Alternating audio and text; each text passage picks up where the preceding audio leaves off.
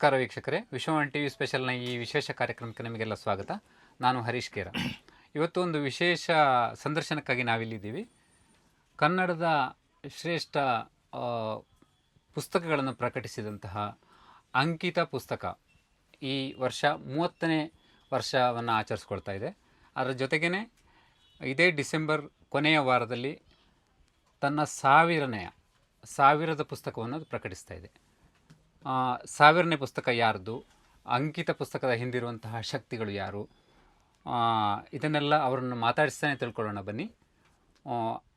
ಗಾಂಧಿ ಬಜಾರ್, ಬೆಂಗಳೂರಿನ ಶಕ್ತಿ ಕೇಂದ್ರವಾದಂತಹ, ಬೆಂಗಳೂರಿನ ಸಾಂಸ್ಕೃತಿಕ ಕೇಂದ್ರವಾಗಿ ಹೆಸರಾಗಿರುವಂತಹ, ಜನ ಭೇಟಿ ಕೊಡುವಂತಹ, ಸಾಹಿತಿಗಳಿಗೆ, ಸಾಂಸ್ಕೃತಿಕ ವ್ಯಕ್ತಿಗಳಿಗೆ ತುಂಬ ಪ್ರಿಯವಾದಂತಹ ಗಾಂಧಿ ಬಜಾರ್ನ ಕೇಂದ್ರದಲ್ಲಿರುವಂತಹ ಅಂಕಿತ ಪುಸ್ತಕ ಕನ್ನಡದ ಪುಸ್ತಕ ಪ್ರಿಯರಿಗೆಲ್ಲ ಗೊತ್ತಿರುವಂತಹ ಒಂದು ಸ್ಥಳ. ಕನ್ನಡದ ಅತಿ ಪ್ರಮುಖವಾದ, ಸಾಂಸ್ಕೃತಿಕವಾಗಿ ಮುಖ್ಯ ಅನ್ನಿಸುವಂತಹ ಎಲ್ಲ ಜಾನರಿನ ಪುಸ್ತಕಗಳನ್ನು ಪ್ರಕಟಿಸಿದಂತಹ ಅಂಕಿತ ಪುಸ್ತಕದ ಹಿಂದಿರುವಂತಹ ಶಕ್ತಿ ಶ್ರೀ ಪ್ರಕಾಶ್ ಕಂಬತ್ತಳ್ಳಿ ಮತ್ತು ಪ್ರಭಾ ಕಂಬತ್ತಳ್ಳಿ ಅವರನ್ನು ಇವತ್ತು ಮಾತಾಡಿಸೋಣ. ನಮಸ್ತೆ ಪ್ರಕಾಶ್ ಸರ್. ನಮಸ್ತೆ ಮೇಡಮ್. ನಮಸ್ತೆ. ಇದೇ ವಾರ ನಿಮ್ಮ 1000ನೇ ಪುಸ್ತಕ ಬಿಡುಗಡೆ ಆಗ್ತಾ ಇದೆ. ಅಂಕಿತ ಪುಸ್ತಕಕ್ಕೆ 30 ವರ್ಷ, ಅಂಕಿತ ಬುಕ್ ಸ್ಟೋರಿಗೆ 28 ವರ್ಷ. ಸೊ ಈ ಹಿನ್ನೆಲೆಯಲ್ಲಿ ಒಂದಷ್ಟು ಕನ್ನಡದ ಪುಸ್ತಕ ಸಂಸ್ಕೃತಿಯ ಬಗ್ಗೆ, ನಿಮ್ಮ ಪ್ರಯಾಣದ ಬಗ್ಗೆ ಒಂದಷ್ಟು ಮಾತಾಡೋಣ. ಸೊ ಹೇಗೆ ಪ್ರಾರಂಭ ಆಯಿತು ಈ ಜರ್ನಿ ಅಂತಂದರೆ, ಈ ಅಂಕಿತ ಪುಸ್ತಕ ಬುಕ್ ಹೌಸ್ ಮತ್ತು ಅಂಕಿತ ಪ್ರಕಾಶನ ಎರಡೂ ಜೊತೆಯಾಗಿ ಹುಟ್ಕೊಳ್ತಾ ಇದರ ಹಿಂದಿರುವಂಥ ಒಂದು ಕಥೆ ಏನು ಅನ್ನೋದನ್ನು ನಮ್ಮ ವೀಕ್ಷಕರಿಗೆ ಸ್ವಲ್ಪ ನೀವು ವಿವರಿಸ್ಬೋದಾ ಅಂತ. ಮೊದಲಿಗೆ ನಾವು ನಮ್ಮ ಉದ್ಯೋಗದ ದೃಷ್ಟಿಯಿಂದ ಅಂಕಿತನ ಪ್ರಾರಂಭ ಮಾಡಿದ್ರು ಈ ಪುಸ್ತಕೋದ್ಯಮದಲ್ಲಿರುವಂಥ ಸವಾಲುಗಳು, ಅದರ ಒಂದು ಶಕ್ತಿ, ಇದೆಲ್ಲವನ್ನು ಅರ್ಥಕೊಂಡು ಒಂದು ಒಳ್ಳೆಯ ರೀತಿಯ ಒಂದು ಪುಸ್ತಕೋದ್ಯಮವನ್ನು ಬೆಳೆಸಬೇಕು ಅಂತಂದ್ಬಿಟ್ಟು ಯೋಚನೆ ಮಾಡಿದ್ವಿ. ಹೀಗಾಗಿ ಈ ಅಂಕಿತ ಪುಸ್ತಕದ ಪ್ರಾರಂಭ ಆಯಿತು. ಪ್ರಾರಂಭ ಆಗಿದ್ದು ಅದು ಒಂದು ಪ್ರಕಾಶನ ಸಂಸ್ಥೆಯಾಗಿ, ನಂತರ ಒಂದಷ್ಟು ಪುಸ್ತಕಗಳು ಪಬ್ಲಿಷ್ ಆದಮೇಲೆ ನಾವು ಸಾವಿರ ಪುಸ್ತಕಗಳನ್ನ ಮನೇಲಿ ಇಟ್ಕೊಳ್ಳೋಕ್ಕೆ ಶುರು ಮಾಡಿದ್ವಿ. ಇದು ಮನೇಲಿ ಇಟ್ಕೊಂಡ್ರೆ ಆಗಲ್ಲ. ಆಗ ಪುಸ್ತಕಕ್ಕೆ ಮಾರಾಟಕ್ಕೆ ಅವಕಾಶಗಳು ಕೂಡ ಬಹಳ ಕಡಿಮೆ ಇತ್ತು. ಸೊ ಹಾಗಾಗಿ ನನಗೂ ಬೇರೆ ಕೆಲಸ ಇರಲಿಲ್ಲ. ಕನ್ನಡ ವಿಶ್ವವಿದ್ಯಾಲಯದಲ್ಲಿದ್ದೆ, ಅಲ್ಲಿ ನಾನು ಬಿಟ್ಟು ಬಂದುಬಿಟ್ಟಿದ್ದೆ.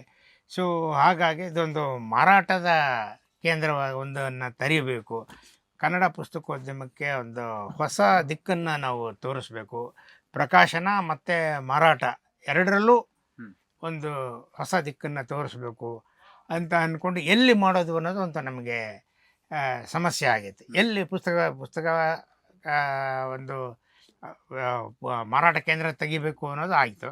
ಆದರೆ ಎಲ್ಲಿ ತೆಗೆಯೋದು ಅಂತ ಕೊನೆಗೆ ನಾವೆಲ್ಲ ಕನ್ನಡ ಪುಸ್ತಕಕ್ಕೆ ಹೆಚ್ಚು ಆದ್ಯತೆ ಕೊಡಬೇಕು ಅನ್ನೋದು ನಮ್ಮ ಇದಾಗಿದ್ದರಿಂದ ನಾವು ಜಯನಗರದಲ್ಲಿ ಪುಸ್ತಕ ಮಳಿಗೆ ತೆರೆಯೋದು ಅಂತ ಮೊದಲು ಯೋಚನೆ ಮಾಡಿದ್ವಿ.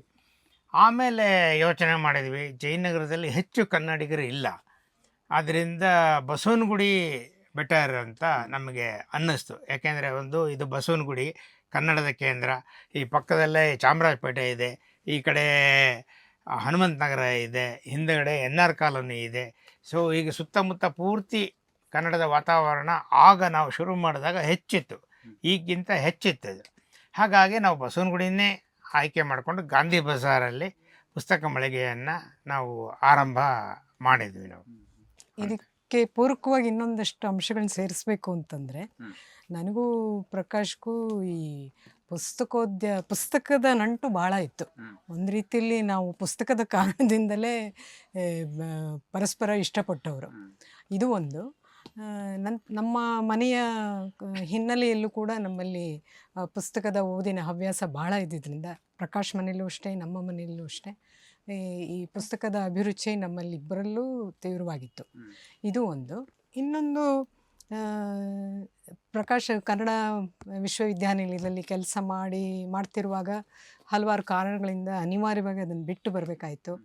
ನನ್ನ ಕೆಲಸ ಕೂಡ ತಾತ್ಕಾಲಿಕವಾಗಿದ್ದರಿಂದ ಇಬ್ಬರು ಸೇರಿ ಏನಾದರೂ ಮಾಡಬೇಕು ಅಂತ ಹೊರಟ್ವಿ. ಹೀಗಾಗಿ ನಮ್ಮಿಬ್ಬರಿಗೂ ಅಭಿರುಚಿ ಇರುವ ಕ್ಷೇತ್ರ ಅಂತಂದರೆ ಇದು ಅಂತ ನಾವು ಹಲವಾರು ಪ್ರಯತ್ನಗಳ ನಂತರ ಕಂಡುಕೊಂಡ್ವಿ. ಆ ಸಂದರ್ಭದಲ್ಲಿ ಇನ್ನೊಂದು ತಮಾಷೆ ಅಂತಂದರೆ, ಪ್ರಕಾಶ್ ಬರೆದಂಥ ರಂಗ ಸಮೀಕ್ಷೆಗಳ ಪುಸ್ತಕವನ್ನು ಒಂದು ಪ್ರಸಿದ್ಧ ಪ್ರಕಟಣಾ ಸಂಸ್ಥೆಗೆ ತೆಗೆದುಕೊಂಡು ಹೋಗಿದ್ವಿ ನಾವು, ಅದನ್ನು ಪುಸ್ತಕ ರೂಪದಲ್ಲಿ ತರಬೇಕು ಅಂತಂದ್ಬಿಟ್ಟು. ಅವರು ಅದನ್ನೆಲ್ಲ ನೋಡಿ 2 ದಿವಸ ಇಟ್ಕೊಂಡು, ಇದು ಆಗೋದಿಲ್ಲ, ಈ ಥರದ ಪುಸ್ತಕಗಳು ನಾವು ಮಾಡೋದಿಲ್ಲ ಅಂತ ಹೇಳಿದ್ರು. ಅವ್ರು ಎಷ್ಟರ ಮಟ್ಟಿಗೆ ಆ ಪುಸ್ತಕನ ಓದೇ ಇರಲಿಲ್ಲ ಅನ್ನೋದಕ್ಕೆ ಅವರು ಹೇಳಿದರು, ಈ ಥರದ ಕಥೆಯ ಪುಸ್ತಕಗಳನ್ನ ಯಾರು ಓದಲ್ಲ ಇವಾಗ ಅಂತ. ಅದು ರಂಗಭೂಮಿಗೆ ಸಂಬಂಧಪಟ್ಟ ಲೇಖನಗಳ, ನನ್ನ ಪಿ ಎಚ್ ಡಿ ಮಾಡ್ತಾ ಇದ್ದೆ, ಆ ಲೇಖನಗಳ ಸಂಗ್ರಹ ಅದು ಅವ್ರಿಗೆ ಗೊತ್ತೂ ಆಗಲಿಲ್ಲ. ಈ ಥರದ ಕಥೆಯ ಪುಸ್ತಕಗಳನ್ನ ಯಾರು ಇವಾಗ ಓದಲ್ಲ ಅಂತ ಹೇಳಿ ನನಗೆ ಅದು ವಾಪಸ್ ಕೊಟ್ಟರು. ಸೊ ಹಾಗಾಗಿ ಅದನ್ನೊಂದು ಶ್ರೀನಿವಾಸರಾಜು ಅಂತ ನಮ್ಮ ಮೇಷ್ಟ್ರೊಬ್ಬರು ಇದ್ದರು, ಅವರು ಸಜೆಸ್ಟ್ ಮಾಡಿದರು, ಇದು ಒಂದು ಕೆಲಸ ಮಾಡಿ ನೀವೇ ಪಬ್ಲಿಷ್ ಮಾಡಿಬಿಡಿ, ಇದು ಸುಮ್ಮನೆ ಇಷ್ಟು ರಂಗಭೂಮಿ ಬಗ್ಗೆ ಇಷ್ಟೊಂದು ವರ್ಕ್ ಮಾಡಿದ್ದೀರಿ, ಈ ಪುಸ್ತಕದ ಬಗ್ಗೆ ಒಳ್ಳೊಳ್ಳೆ ಲೇಖನಗಳಿದೆ, ಒಂದು ದಾಖಲೆ ಆಗುತ್ತೆ, ಆದ್ದರಿಂದ ನೀವೇ ಪಬ್ಲಿಷ್ ಮಾಡಿಬಿಡಿ ಅಂತ ಹೇಳಿದರು. ಹಾಗೆ ಇವರು ವಿಜಯ ಮೇಡಮ್ ಕೂಡ ಅದನ್ನೇ ನಮಗೆ ಸಲಹೆ ಮಾಡಿದ್ರು, ಪುಸ್ತಕನ ಪಬ್ಲಿಷ್ ಮಾಡಿ, ನೀವು ಅದಕ್ಕೆ ಪ್ರಿಂಟಿಂಗು ಅದಕ್ಕೆಲ್ಲ ಅವ್ರದ್ದೊಂದು ಇಳಾ ಪ್ರೆಸ್ ಅಂತ ಇತ್ತು, ನಾನು ಅಲ್ಲೇ ನಿಮಗೆ ಪ್ರಿಂಟ್ ಮಾಡಿಸಿ ಕೊಡ್ತೀನಿ ಅಂತ ಹೇಳಿ ಆ ಪುಸ್ತಕನ ಪ್ರಿಂಟ್ ಮಾಡಿ ಕೊಟ್ಟು, ಅದು ನಮ್ಮ ಅಂಕಿತ ಪುಸ್ತಕದ ಮೊದಲ ಪುಸ್ತಕವಾಗಿ ಪ್ರಕಟ ಆಯಿತು. ಅದು ನೋಡಿ, ಒಂದು ರಿಜೆಕ್ಷನ್ ಒಂದು ಪ್ರಕಾಶನ ಸಂಸ್ಥೆಗೆ ಕಾರಣ ಆಗುತ್ತೆ. ಸೊ ಇದನ್ನೇ ನಿಮ್ಮ ಪರ್ಸನಲ್ ಜರ್ನಿ ತುಂಬ ಇಂಟ್ರೆಸ್ಟಿಂಗ್ ಆಗಿದೆ. ನಾನು ಕೇಳಲ್ಪಟ್ಟೆ, ನೀವು ದಾವಣಗೆರೆಯಿಂದ ಬಂದ್ರಿ, ಶಿಕ್ಷಕರಾಗಿದ್ರಿ, ಇನ್ನೆಲ್ಲೋ ಹೋಟೆಲಲ್ಲಿ ಕೆಲಸ ಮಾಡ್ತಾ ಇದ್ರಿ. ನಿಮ್ಮ ಪರ್ಸನಲ್ ಜರ್ನಿ ಕೂಡ ತುಂಬ ಇಂಟ್ರೆಸ್ಟಿಂಗ್ ಆಗಿದೆ ನಮ್ಮ ಕೇಳುಗರಿಗೆ. ಸ್ವಲ್ಪ ಅದು ಹೇಗೆ ಇವಾಲ್ವ್ ಆಗ್ತಾ ಈ ಪುಸ್ತಕ ಪ್ರಕಾಶನದ ಹುಟ್ಟಿಗೆ ಕಾರಣ ಆಯಿತು ಅನ್ನೋದನ್ನು ಸ್ವಲ್ಪ ವಿವರಿಸ್ಬೋದೇನು? ಒಂದು ನಮ್ಮ ಮನೆತನವೇ ಓದಿನ ಮನೆತನ. ನಮ್ಮ ಅಣ್ಣ ಒಬ್ಬರಿದ್ದರು, ಅವರು ಜರ್ನಲಿಸ್ಟ್ ಆಗಿದ್ದರು, ಅವರು ಅಷ್ಟೇ ತುಂಬ ಪುಸ್ತಕಗಳನ್ನ ಓದ್ತಾ ಇದ್ದರು. ನಮ್ಮ ಮನೆಗೆ ಆ ಕಾಲದಲ್ಲಿ ಒಂದು ಪಂಚಾಮೃತ ಅಂತ ಒಂದು ಕಸ್ತೂರಿ ಥರದ ಒಂದು ಪತ್ರಿಕೆ ಬರ್ತಾ ಇತ್ತು. ಆ ಪತ್ರಿಕೆನ ನಮ್ಮ ಮನೆಯಲ್ಲಿ ತರಿಸ್ತಾ ಇದ್ರು. ಅದು ನಮ್ಮ ಹಳ್ಳಿನಲ್ಲಿ ತುಂಬ ಕುಗ್ರಾಮ, ಅದು ಕರೆಂಟ್ ಕೂಡ ಇಲ್ಲದ ಒಂದು ಕುಗ್ರಾಮ ಅದು. ಅಲ್ಲಿಗೆ ಆ ಪತ್ರಿಕೆ ಬರ್ತಾ ಇತ್ತು. ಆಮೇಲೆ ನಾವು ಅಲ್ಲಿಂದ ದಾವಣಗೆರೆಗೆ ಶಿಫ್ಟ್ ಆದ್ವಿ. ಅಲ್ಲಿ ಒಂದು ಸ್ವಲ್ಪ ವ್ಯಾಪ್ತಿ ಇನ್ನೂ ಹೆಚ್ಚಾಯಿತು. ಅಲ್ಲಿ ನಮಗೆ ಎಲ್ಲ ಪತ್ರಿಕೆಗಳು ಸಿಗ್ತಾ ಇದ್ವು. ಅಲ್ಲೆಲ್ಲ ನಾವು ಓದಿನ ಹವ್ಯಾಸ ಅಲ್ಲಿ ಬೆಳೆಯೋದಕ್ಕೆ ಶುರುವಾಯಿತು. ನಮ್ಮ ವಿದ್ಯೆ ಜೊತೆಗೆ ನಮ್ಮ ಓದು ಕೂಡ ಇತ್ತು. ನಾವು ತುಂಬ ಓದ್ತಾ ಇದ್ದೆ, ಅದರಲ್ಲೇನು ಇದಿಲ್ಲ. ತುಂಬ ಬೇರೆ ಬರೀ ಟೆಕ್ಸ್ಟ್ ಬುಕ್ ಅಷ್ಟೇ ಅಲ್ಲ, ಅಥವಾ ಟೆಕ್ಸ್ಟ್ ಬುಕ್ಕಿಗಿಂತ ಜಾಸ್ತಿ ಬೇರೆ ಇದನ್ನೇ ಓದ್ತಾ ಇದ್ದೆ ಅಂತ ಕಾಣಿಸುತ್ತೆ. ಹಂಗಾಗಿ ಅದರ ಬದಲು ಟೆಕ್ಸ್ಟ್ ಬುಕ್ ಓದಿದ್ರೆ ಇನ್ನೂ ಹೆಚ್ಚು ಮಾರ್ಕ್ಸ್ ಬರ್ತಾ ಇದ್ವು, ಅಥವಾ ನನ್ನ ಫೀಲ್ಡು ಬದಲಾಗ್ತಾ ಇತ್ತು ಏನೋ ಗೊತ್ತಿಲ್ಲ. ನಂಗೆ ಆಗ್ಲೇ ಎಲ್ಲ ಅನಾಕರು, ಅವರು ಕತಾರಾಸು ಅಂತೆ, ಅನಾಕರು ಅಂತೆ, ಅವಾಗಿನ ಕಾಲದ ಪ್ರಸಿದ್ಧರ ಇವರೆಲ್ಲ ಪರಿಚಯ ಇತ್ತು. ಆಮೇಲೆ ನಾವು ಬೆಂಗಳೂರಿಗೆ ಬಂದೆ. ಬೇರೆ ಬೆಂಗಳೂರಿಗೆ ಬರೋದಕ್ಕೆ ಬೇರೆ ಬೇರೆ ಕಾರಣಗಳಿತ್ತು. ಬೆಂಗಳೂರಿಗೆ ಬಂದ ಮೇಲೆ ಕೂಡ ನನಗೆ ಪುಸ್ತಕ ಓದೋ ಹವ್ಯಾಸ ತುಂಬ ಜಾಸ್ತಿ ಇತ್ತು. ನಾನು ಮತ್ತು ಮಲ್ಲೇಪುರಂ ವೆಂಕಟೇಶ್ ಅವರು ಇಬ್ಬರು ಸೇರಿಕೊಂಡು ಭಾನುವಾರ ಬೆಳಗ್ಗೆ ಇದಕ್ಕೆ ಬಳೆಪೇಟೆಗೆ ಹೋಗ್ತಾ ಇದ್ವಿ, ಸೆಕೆಂಡ್ ಹ್ಯಾಂಡ್ ಪುಸ್ತಕಗಳನ್ನ ಕೊಂಡ್ಕೊಂಡು ಬರೋದಕ್ಕೆ ಅಂತ. ಇಬ್ಬರು ಹೋಗಿ ಸೆಕೆಂಡ್ ಹ್ಯಾಂಡ್ ಪುಸ್ತಕಗಳನ್ನ ನಾವು ಕೊಂಡುಕೊಂಡು ಬರ್ತಾ ಇದ್ವಿ ಒಂದು ಕಾಲದಲ್ಲಿ. ಅದು ಕೊಂಡುಕೊಂಡು ಬಂದ ಸಾವಿರಾರು ಪುಸ್ತಕಗಳು ಈಗಲೂ ನಮ್ಮ ಮನೆಯಲ್ಲಿ ಆಗ ಕೊಂಡ ಪುಸ್ತಕಗಳು ಇದೆ. ಆಮೇಲೆ ನನಗೆ ಏನಾಯಿತು, ನಾನೊಂದು ಫ್ಯಾಕ್ಟ್ರಿಯಲ್ಲಿ ಕೆಲಸ ಮಾಡ್ತಾ ಇದ್ದೆ. ಅಲ್ಲಿ ಒಂದು ಹೌಸ್ ಜರ್ನಲ್ನ ಎಡಿಟ್ ಮಾಡ್ತಾ ಇದ್ದೆ. ಅದು ಅಷ್ಟೊತ್ತಿಗೆ ನನಗೆ ಕಂಬಾರರು ಮತ್ತು ಕೆ ವಿ ನಾರಾಯಣ್ ಇವರೆಲ್ಲ ನಮ್ಮ ಮೇಸ್ಟ್ರುಗಳು. ಆಗ ತಾನೇ ಕನ್ನಡ ಯೂನಿವರ್ಸಿಟಿ ಆರಂಭ ಆಗಿತ್ತು. ಅಲ್ಲಿಗೆ ಸೂಕ್ತ ಸಿಬ್ಬಂದಿ ಬೇಕಾಗಿತ್ತು. ಅವರು ನನ್ನನ್ನು ಕೇಳಿದರು. ನಾನು ಅಲ್ಲಿ ಹೋಗಿ ಸೇರಿಕೊಂಡೆ. ಅಲ್ಲಿ ಪ್ರಸಾರಾಂಗದಲ್ಲಿದ್ದೆ. ಮತ್ತು ನನಗೆ ಪ್ರಿಂಟಿಂಗು, ಪುಸ್ತಕ ಇವುಗಳ ಬಗ್ಗೆ ಕೆಲಸ ಮಾಡುವಂಥ ಒಂದು ಅವಕಾಶ ಸಿಕ್ತು. ಸೊ ಅದರಿಂದಾಗಿ ನನಗೆ ಮುಂದೆ ಪುಸ್ತಕೋದ್ಯಮದಲ್ಲಿ ಬೆಳೆಯೋದಕ್ಕೆ ಹೆಚ್ಚು ಅವಕಾಶ ಆಯಿತು. ಅಷ್ಟೊತ್ತಿಗೆ ಏನಾಗಿತ್ತು ಅಂದರೆ, ನನಗೆ ಪುಸ್ತಕಗಳೆಲ್ಲ ಓದಿ ಮತ್ತು ಇವೆಲ್ಲ ನೋಡಿ ಎಲ್ಲ ಪುಸ್ತಕಗಳು, ಮತ್ತು ಎಲ್ಲ ನನಗೆ ಪುಸ್ತಕದ ಅಂಗಡಿಗಳೆಲ್ಲ ಚೆನ್ನಾಗಿ ಪರಿಚಯ ಇತ್ತು ಆವಾಗ. ಆಮೇಲೆ ಅಷ್ಟೊತ್ತಿಗೆ ಏನಾಗಿತ್ತು, ಯಾವುದೋ ಒಂದು ನಾಟಕ ಬೇರೆ ಬರೆದುಬಿಟ್ಟಿದ್ದೆ. ಆ ನಾಟಕ ಅದೇನು ಯಾವ ರೀತಿ ಇದಾಯಿತೋ ಏನೋ ಗೊತ್ತಿಲ್ಲ, ಬಟ್ ಸೂಪರ್ ಹಿಟ್ ಆಗೋಯ್ತು. ಸುಮಾರು ಒಂದು 3000 ಶೋ ಆಗೋಯ್ತು ಅದು ಆಮೇಲೆ ಅದನ್ನ ನೋಡಿ ಮಲ್ಲೇಪುರಂ ಅವರು ಅರೆ ಇಷ್ಟೊಂದು ಪ್ರಯೋಗ ಆಗಿದೆ ಅಲ್ರಿ, ನಾನು ಮಾಡ್ತೀನಿ ಬಿಡಿ ಅಂತ ಅವರೇ ಆ ನಾಟಕನ ಪಬ್ಲಿಷ್ ಬೇರೆ ಮಾಡಿದ್ರು. ಸೊ ಹಾಗಾಗಿ ನಂದು ಮೊದಲನೇ ಪುಸ್ತಕವೇ ಮಲ್ಲೇಪುರಂ ಪ್ರಕಟ ಮಾಡಿದ ಒಂದು ನಾಟಕ ಆಗಿತ್ತು. ಆಮೇಲೆ ನಾನು ಇದೆಲ್ಲ ನೋಡಿ ನನಗನ್ಸ್ತು, ಆಗ ಪುಸ್ತಕಗಳು ಬರ್ತಾ ಇದ್ವು, ಯಾವತ್ತೂ ಅವಾಗೇನು ನಿಂತಿರ್ಲಿಲ್ಲ. ಸಾಕಷ್ಟು ಒಳ್ಳೊಳ್ಳೆ ಪುಸ್ತಕಗಳು ಎಲ್ಲ ಬರ್ತಾ ಇದ್ವು. ಪುಸ್ತಕಗಳು ಏನಾಗಿತ್ತು ಅಲ್ಲಿ ಕಂಟೆಂಟ್ಗೆ ಮಹತ್ವ ಕೊಡ್ತಾ ಇದ್ವು. ಭೈರಪ್ಪನವರ ಪುಸ್ತಕ ಬರೋದು, ಮತ್ತೆ ತರಾಸದ್ ಬರೋದು, ಅನಾಕರು ಅವಾಗೆಲ್ಲ ಇನ್ನೂ ಅವರು ಇದ್ರು. ಅವಾಗೆಲ್ಲ ಬರೋ ಪುಸ್ತಕಗಳು ಕಂಟೆಂಟ್ ಇರೋದು, ಒಳ್ಳೆ ಕಂಟೆಂಟ್ ಇರೋದು. ಆದರೆ ಅದಕ್ಕೊಂದು ಒಳ್ಳೆ ಮುಖಪುಟ ಇರ್ತಾ ಇರಲಿಲ್ಲ, ಒಳ್ಳೆ ಒಂದು ಚಿತ್ರ ಇರ್ತಾ ಇರಲಿಲ್ಲ, ಒಳಗಡೆ ಲೇಔಟ್ ಇರ್ತಾ ಇರಲಿಲ್ಲ. ಆಮೇಲೆ ಯಾರೂ ಒಳ್ಳೆ ಪೇಪರನ್ನ ಬಳಸ್ತಾ ಇರಲಿಲ್ಲ ಒಳಗಡೆ ಇದಕ್ಕಾಗಲಿ ಚಿತ್ರ ಬೆಳೆಸೋದಕ್ಕಾಗಲಿ. ಆಮೇಲೆ ಅದಕ್ಕೆ ಒಂದು ಸ್ಟ್ಯಾಂಡರ್ಡ್ ಇದು ಇರಲಿಲ್ಲ.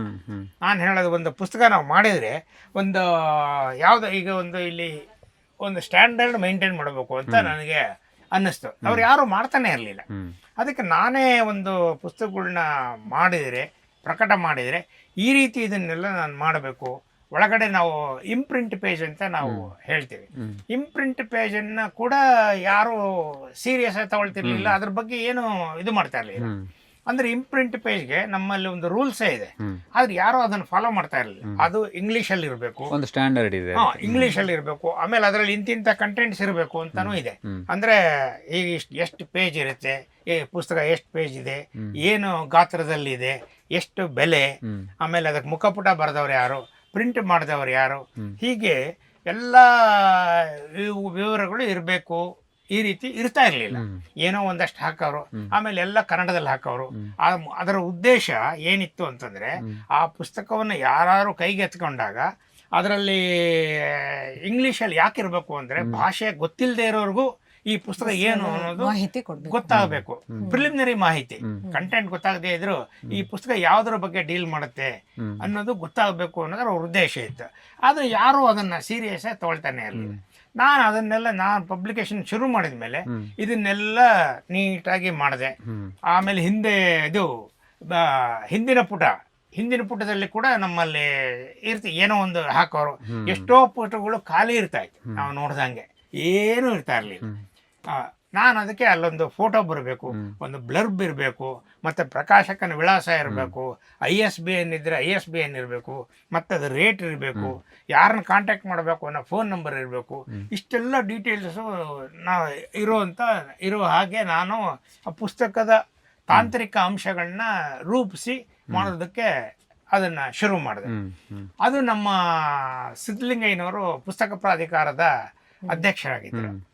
ಅವ್ರಿಗೆ ಅದು ಬಹಳ ಇಷ್ಟ ಆಯಿತು. ಅರೆ ಇಷ್ಟೆಲ್ಲ ಮಾಡ್ಬೇಕೇನ್ರಿ, ನೋಡಿ ನಮಗೆಲ್ಲ ಅದು ಗೊತ್ತೇ ಇರಲಿಲ್ಲ ಅಂತ ಹೇಳಿ ಅವ್ರೇನು ಮಾಡಿದರು, ನಮ್ಮ ಪುಸ್ತಕದ ಅಂಶಗಳನ್ನೆಲ್ಲ ಇಟ್ಕೊಂಡು ಒಂದು ಇಂಪ್ರಿಂಟ್ ಪೇಜನ್ನು ರೂಪಿಸಿ, ಮತ್ತೆ ಹಿಂದೆ ಪುಟ ಒಂದು ಬ್ಯಾಕ್ ಪೇಜ್ ಹೇಗಿರಬೇಕು, ಬೆನ್ನುಡಿ ಅವೆಲ್ಲ ಇರುವಂಥ ಪೇಜ್ ಹೇಗಿರಬೇಕು ಅನ್ನೋದನ್ನ ನಮ್ಮ ಪುಸ್ತಕನೇ ಮಾಡೆಲ್ ಆಗಿ ಇಟ್ಟುಕೊಂಡು ಅವರು ಒಂದು ಮಾಡೆಲ್ನ ರೂಪಿಸಿ ಅವ್ರೇನ್ ಮಾಡಿದ್ರು, ಆ ಗ್ರಂಥಾಲಯ ಇಲಾಖೆಗೆ ಬರೆದ್ರು, ನೋಡಿ ನೀವು ಈ ರೀತಿ ಇಷ್ಟು ಕಂಟೆಂಟ್ಸ್ ಇರೋಂಥ ಪುಸ್ತಕಗಳನ್ನೇ ನೀವು ಕೊಂಡ್ಕೊಳ್ಬೇಕು.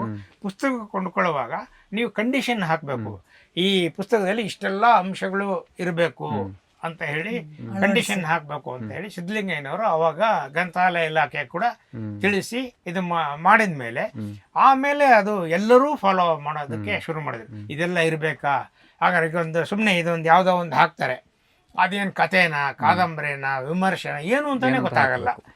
ಇಂದು ಬಂದ ಅಂತ ಒಂದು ಟೈಟಲ್ ಇರುತ್ತೆ, ಅದೇನದು, ಅದು ಯಾವನ್ ಬಂದ, ಯಾಕೆ ಬಂದ, ಏನದು, ಅದು ಗೊತ್ತಾಗಬೇಕು ಅಂತಂದ್ರೆ ನಾವಲ್ಲಿ ಇಂಗ್ಲೀಷಲ್ಲಿ ಹಾಕಬೇಕು ಅಥವಾ ಕನ್ನಡದಲ್ಲೂ ಅದನ್ನ ಸೂಚಿಸ್ಬೇಕು. ಇದು ಏನು ಕತೆ, ಕಾದಂಬರಿ, ಕನ್ನಡದ ಕತೆ, ಕಾದಂಬರಿ, ವಿಮರ್ಶೆ, ಪದ್ಯ, ಕವನ ಅಂತ ಹೇಳಿ ಎಲ್ಲ ಡೀಟೇಲ್ಸ್ ಅದನ್ನ ಹಾಕ್ಬೇಕು. ಅದೆಲ್ಲ ಕೂಡ ಈಗ ಹಾಕ್ತಾ ಇದಾರೆ. ಈಗ ಬಹಳಷ್ಟು ಪ್ರಕಾಶಕರು ಅದನ್ನ ಫಾಲೋ ಮಾಡ್ತಾ ಇದ್ದಾರೆ. ಒಂದು ಶಿಸ್ತು ಬಂದಿದೆ. ಆ ಶಿಸ್ತನ್ನ ನಾವು ಸಿದ್ಧಲಿಂಗಯ್ಯನವ್ರ ಮೂಲಕ, ಪುಸ್ತಕ ಪ್ರಾಧಿಕಾರದ ಮೂಲಕ ಬರೋದಕ್ಕೆ ನಾವು ಕಾರಣರು ಆದ್ವಿ ಅನ್ನೋದು ನಂಗೆ ಅದು ಬಹಳ ಸಂತೋಷ. ಆಮೇಲೆ ಏನ್ ಮಾಡ್ತಾ ಇದ್ರು, ಆಗಿನ ಕಾಲದಲ್ಲಿ ಪೇಪರ್ ಬಳಕೆ ಬಹಳ ಕೆಟ್ಟದಾಗಿತ್ತು. ಭಾಳ ನಾವು ಪಬ್ಲಿಕೇಶನ್ ಶುರು ಮಾಡಿದ ಹೊಸದರಲ್ಲಿ ಯಾರು ಅಷ್ಟು ಸೀರಿಯಸ್ ಆಗಿ ತಗೊಳ್ತಾ ಇರಲಿಲ್ಲ. ಒಂದು ಪುಸ್ತಕ ಇರಬೇಕು ಬಿಡಿ, ಒಂದು ಕಾದಂಬರಿ ಇರಬೇಕು, ಅದಕ್ಕೆ ಇಂಥದೇ ಪೇಪರ್ ಬಳಸ್ಬೇಕು ಅಂತ ಏನಿದೆ, ಅಂತ ನಮಗೆ ಒಬ್ಬರು ಭಾಳ ಹಿರಿಯ ಪ್ರಕಾಶಕರೊಬ್ಬರ ಹತ್ರ ಹೋದಾಗ ನನಗೆ ಅದೇ ಹೇಳಿದ್ರು. ಆಮೇಲೆ ಅವರು ಈ ತುದಿಯಿಂದ ಈ ತುದಿವರೆಗೂ ಇದು ಮಾಡೋರು, ಕಂಪೋಸ್ ಮಾಡಿ ಇದು ಮಾಡೋರು. ಯಾಕೆ ಅಂದ್ರೆ ಜಾಗ ವೇಸ್ಟ್ ಆಗಬಾರ್ದು ಅಂತ ಹೇಳಿ ನಮಗೆ ಅದು ಅರ್ಥನೇ ಆಗ್ತಿಲ್ಲ. ಒಂದು ಸ್ವಲ್ಪ ಬಿಡುವಾಗಿರ್ಬೇಕು, ಇದಾಗಿರ್ಬೇಕು, ಜನರಿಗೆ ಓದೋದಕ್ಕೆ ಪ್ಲೆಸೆಂಟ್ ಆಗಿರ್ಬೇಕು, ಖುಷಿ ಆಗ್ಬೇಕು. ಅದನ್ನು ಒಂಥರ ಹೀಗೆ ನೋಡೋದು, ಆಮೇಲೆ ಒಂದು ಇನ್ನೊಂದು ಲೈನ್ಗೂ ಸ್ಪೇಸೇ ಕೊಡ್ತಾ ಇರ್ಲಿಲ್ಲ. ಲೀಡ್ ಅಂತ ನಾವೀಗೇನು ಹೇಳ್ತೀವಿ ಅದನ್ನ ಕೊಡ್ತಾ ಇರ್ಲಿಲ್ಲ ಅವರು, ಬಹಳ ಕಡಿಮೆ ಕೊಡೋರು. ಅದು ಜಾಸ್ತಿ ಪೇಜಸ್ ಹಿಡಿಯುತ್ತೆ, ಜಾಸ್ತಿ ಲೈನ್ಸ್ ಬರಬೇಕು, ಒಂದು ಪುಟದಲ್ಲಿ ಇಷ್ಟೇ ಲೈನ್ಸ್ ಇರಬೇಕು. ಆಮೇಲೆ ನಾವು ಅದನ್ನೆಲ್ಲ ಒಂದು ಇದು ಮಾಡಿದ್ವಿ, ಇಷ್ಟೇ ಸೈಜ್, ಕನಿಷ್ಠ 12 ಪಾಯಿಂಟ್ಸ್ ಅಂತ ನಾವು ಹೇಳ್ತೀವಿ, 12 ಪಾಯಿಂಟ್ಸ್ ಇರಬೇಕು ಅಂತ. ಆವಾಗ ನಮ್ಮ ಆ ಪ್ರಕಾಶಕರು ಪ್ರಸಿದ್ಧ ಲೇಖಕರ ಪುಸ್ತಕನ 10 ಪಾಯಿಂಟ್ಸಲ್ಲಿ ಮಾಡೋರು, ಓದೋಕ್ಕೆ ಆಗ್ತಿರ್ಲಿಲ್ಲ, ಬಹಳ ಕಷ್ಟ ಆಗೋದು. ಈ ರೀತಿ ಎಲ್ಲ ನಾವು ಗಮನಿಸಿದ್ರಿಂದ ಇವು ಆಗಬಾರದು. ಓದುಗನಿಗೆ ಸರಳವಾಗಿ ಸುಲಲಿತವಾಗಿ ಓದೋ ರೀತಿ, ಆ ಕಡೆ ಈ ಕಡೆ ಏನಾರು ಅಕಸ್ಮಾತ್ ಏನಾರು ಬರ್ಕೊಳ್ಬೇಕು ಅಂದ್ರೆ ಒಂದಷ್ಟು ಜಾಗ ಇರಬೇಕು, ಮತ್ತೆ ಓದೋದಕ್ಕೆ ಸುಲಲಿತವಾಗಿರಬೇಕು, ಲೈನ್ ಟು ಲೈನ್ ಸ್ಪೇಸ್ ಇರಬೇಕು, ವರ್ಡ್ ಟು ವರ್ಡ್ ಸ್ಪೇಸ್ ಇರಬೇಕು. ಇವೆಲ್ಲ ಪ್ರತಿಯೊಂದು ಪುಟದಲ್ಲೂ ಮೇಲ್ಗಡೆ ನಮ್ಮ ಇದು ಪುಸ್ತಕದ ಶೀರ್ಷಿಕೆ ಮತ್ತು ಆಯಾ ಅಧ್ಯಾಯದ ಶೀರ್ಷಿಕೆ ಇದೆಲ್ಲ ಬರಬೇಕು. ಮತ್ತೆ ಎಷ್ಟೋ ಪುಸ್ತಕಗಳು ಅವಾಗ ಹೆಂಗೆ ಬರ್ತಾ ಇದ್ವು ಅಂದರೆ ಪೇಜ್ ನಂಬರೇ ಹಾಕ್ತಾ ಇರಲಿಲ್ಲ, ನಮಗೆ ಗೊತ್ತೇ ಆಗ್ತಿರ್ಲಿಲ್ಲ. ಅದು ಪೇಜ್ ನಂಬರ್ ಕಡ್ಡಾಯವಾಗಿ ಬರಬೇಕು. ಇವೆಲ್ಲವೂ ನಾವು ಬೇರೆಯವ್ರಿಗೆ ಹೇಳೋದಕ್ಕಿಂತ ನಾವೇ ಮಾಡಿ ತೋರಿಸ್ಬೇಕು ಅಂತ ಹೇಳಿ ನಾವು ನಮ್ಮ ಪುಸ್ತಕಗಳಲ್ಲಿ ಅವೆಲ್ಲ ನಾವು ಮಾಡೋದಕ್ಕೆ ಶುರು ಮಾಡಿದ್ವಿ. ಕ್ವಾಲಿಟಿ ವಿಷಯದಲ್ಲಿ ನೀವು ಇದೆಲ್ಲ ಕ್ವಾಲಿಟಿ ಒಂದು ಪೇಪರ್ ಬಳಕೆ, ಪೇಪರ್ನ ನಾವು ಏನ್ ಮಾಡಿದ್ವಿ, ಮ್ಯಾಪ್ಲಿತೋ ಬಳಸೋದಕ್ಕೆ ಶುರು ಮಾಡಿದ್ವಿ. ಅದರಲ್ಲೂ ನ್ಯಾಚುರಲ್ ಶೇಡ್ ಮ್ಯಾಪ್ಲಿತೋ ಅಂತ ಬಹಳ ವಿರೋಧ ಬಂತು ಅದಕ್ಕೆ. ನಾವು ಆ ಪೇಪರ್ನ ಬಳಸಿದ್ದಕ್ಕೆ ನಮ್ಮ ಪ್ರಕಾಶಕರೆಲ್ಲ ವಿರೋಧಿಸೋಕೆ ಶುರು ಮಾಡಿದ್ರು. ಆಮೇಲೆ ಓದುಗರು ಬಹಳಷ್ಟು ಜನ ಹೇಳಿದ್ರು, ಅದೇನ್ರಿ ಒಳ್ಳೆ ಹಳೆ ಪೇಪರ್ ಇದ್ದಾಗಿದೆ, ಅದನ್ಯಾಕೆ ಬಳಸ್ತೀರಿ ಅಂತ. ಆಮೇಲೆ ಒಂದು ವರ್ಷ 2 ವರ್ಷ ಆದ ತಕ್ಷಣ ನೋಡ್ತೀವಿ ಎಲ್ಲ ಮಾರ್ಕೆಟಲ್ಲಿ ಎಲ್ಲ ಅದೇ ಪೇಪರ್ ಬಳಸ್ತಾರೆ. ಆಮೇಲೆ ಈಗಂತೂ 90% ಎಲ್ಲ ಪ್ರಕಾಶಕರು ಅದೇ ಪೇಪರ್, ನ್ಯಾಚುರಲ್ ಶೇಡ್. ಆಮೇಲೆ ನಾವು ಇದನ್ನ ಮಾಡಿ ಏನು ನ್ಯಾಚುರಲ್ ಶೇಡ್ನಲ್ಲೇ ಮತ್ತೆ ಲೈಟ್ ವೆಯ್ಟ್ ಅಂತ ಬಳಸಕ್ಕೆ ಶುರು ಮಾಡಿದ್ವಿ. ಕನ್ನಡದಲ್ಲಿ ಆ ಬಳಕೆ ಇರಲಿಲ್ಲ. ಆಮೇಲೆ ನಾವು ಶುರು ಮಾಡಿದ್ವಿ lightweight natural shade paper ಅಂತ.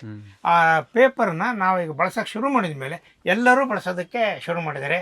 ಈಗ ನೀವು ಯಾವುದೇ ಪೇಪರ್ ತಗೊಂಡ್ರು ಲೈಟ್ ವೆಯ್ಟ್ ನ್ಯಾಚುರಲ್ ಶೇಡಲ್ಲೇ ಎಲ್ಲ ಬಳಸೋದ್ರಿಂದ ಒಂದು ಶಿಸ್ತು ಬರುತ್ತೆ, ಒಂದು ಶಿಸ್ತು. ಆಮೇಲೆ ಒಂದು ಪುಸ್ತಕನ ಖುಷಿ ಆಗುತ್ತೆ ನಮಗೆ. ಪುಸ್ತಕ ನೋಡಿದ ಹೆಂಗಿರ್ಬೇಕು ಅಂದ್ರೆ ಒಂದು ಏನೋ ಅನಿಸ್ಬೇಕು.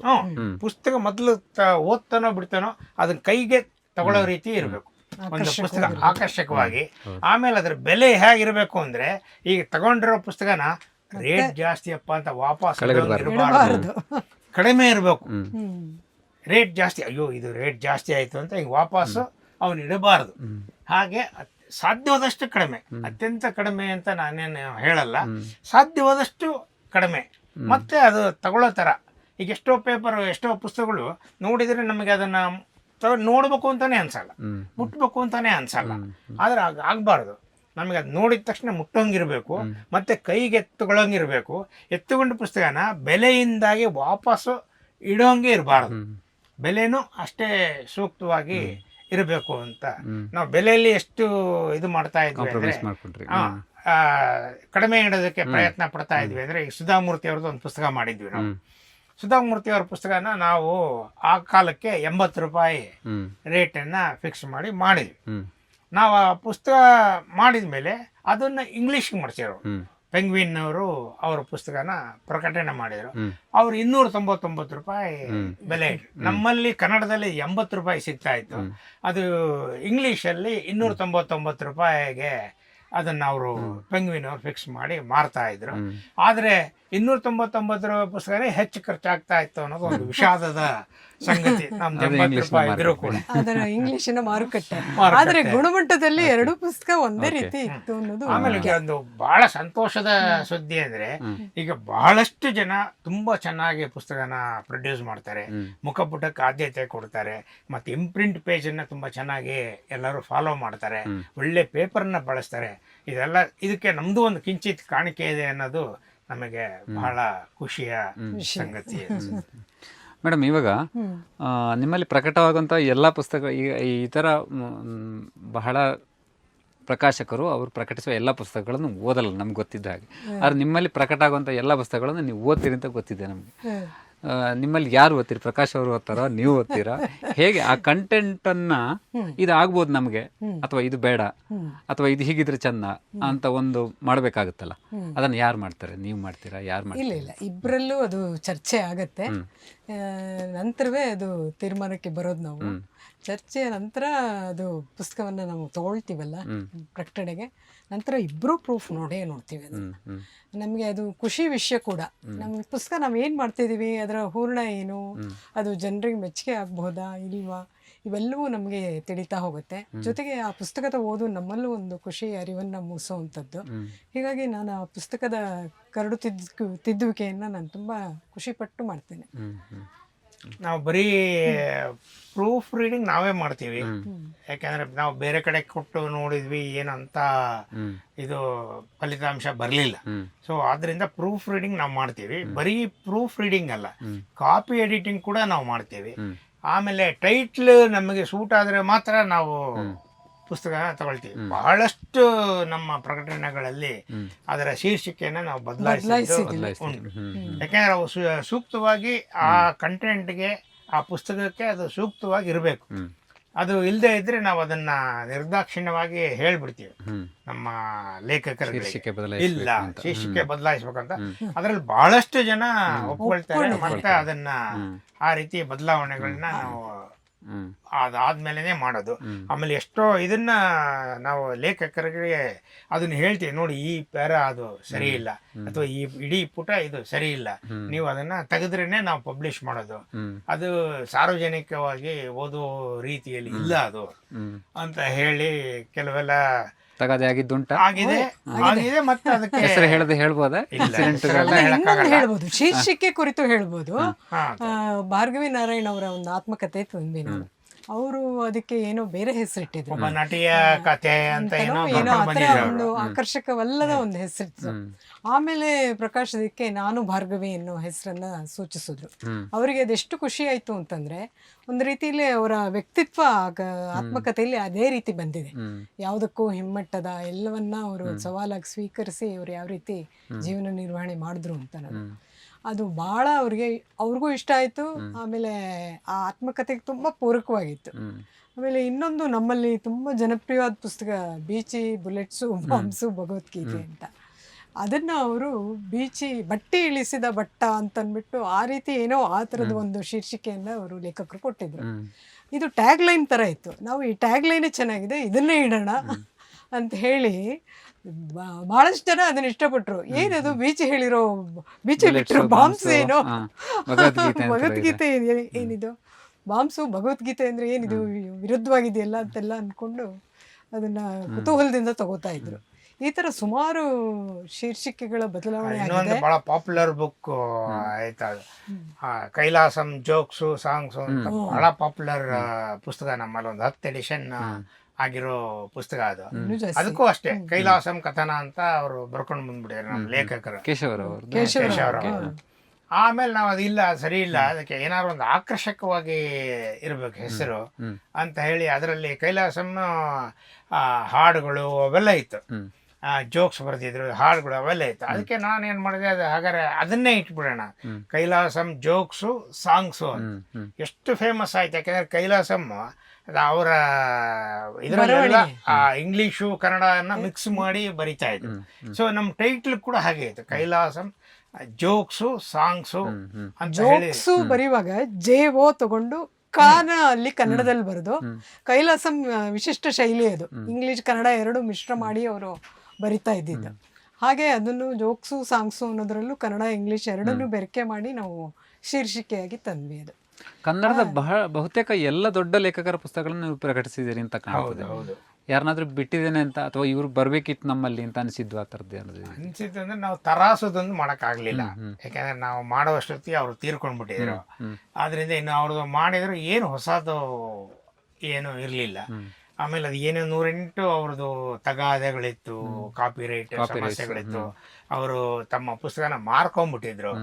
ಸೊ ಹಾಗಾಗಿ ಆ ಥರದ ಇದರಲ್ಲಿ ನಾವು ಮಾಡೋಕ್ಕಾಗಲಿಲ್ಲ. ಆನಕ್ರದ್ದು ಮಾಡಿದ್ವಿ, ಹಳೆಯ ಲೇಖಕರು ಆದರೂ ಆನಕ್ರು ಅವ್ರದ್ದು ಮಾಡಿದ್ವಿ.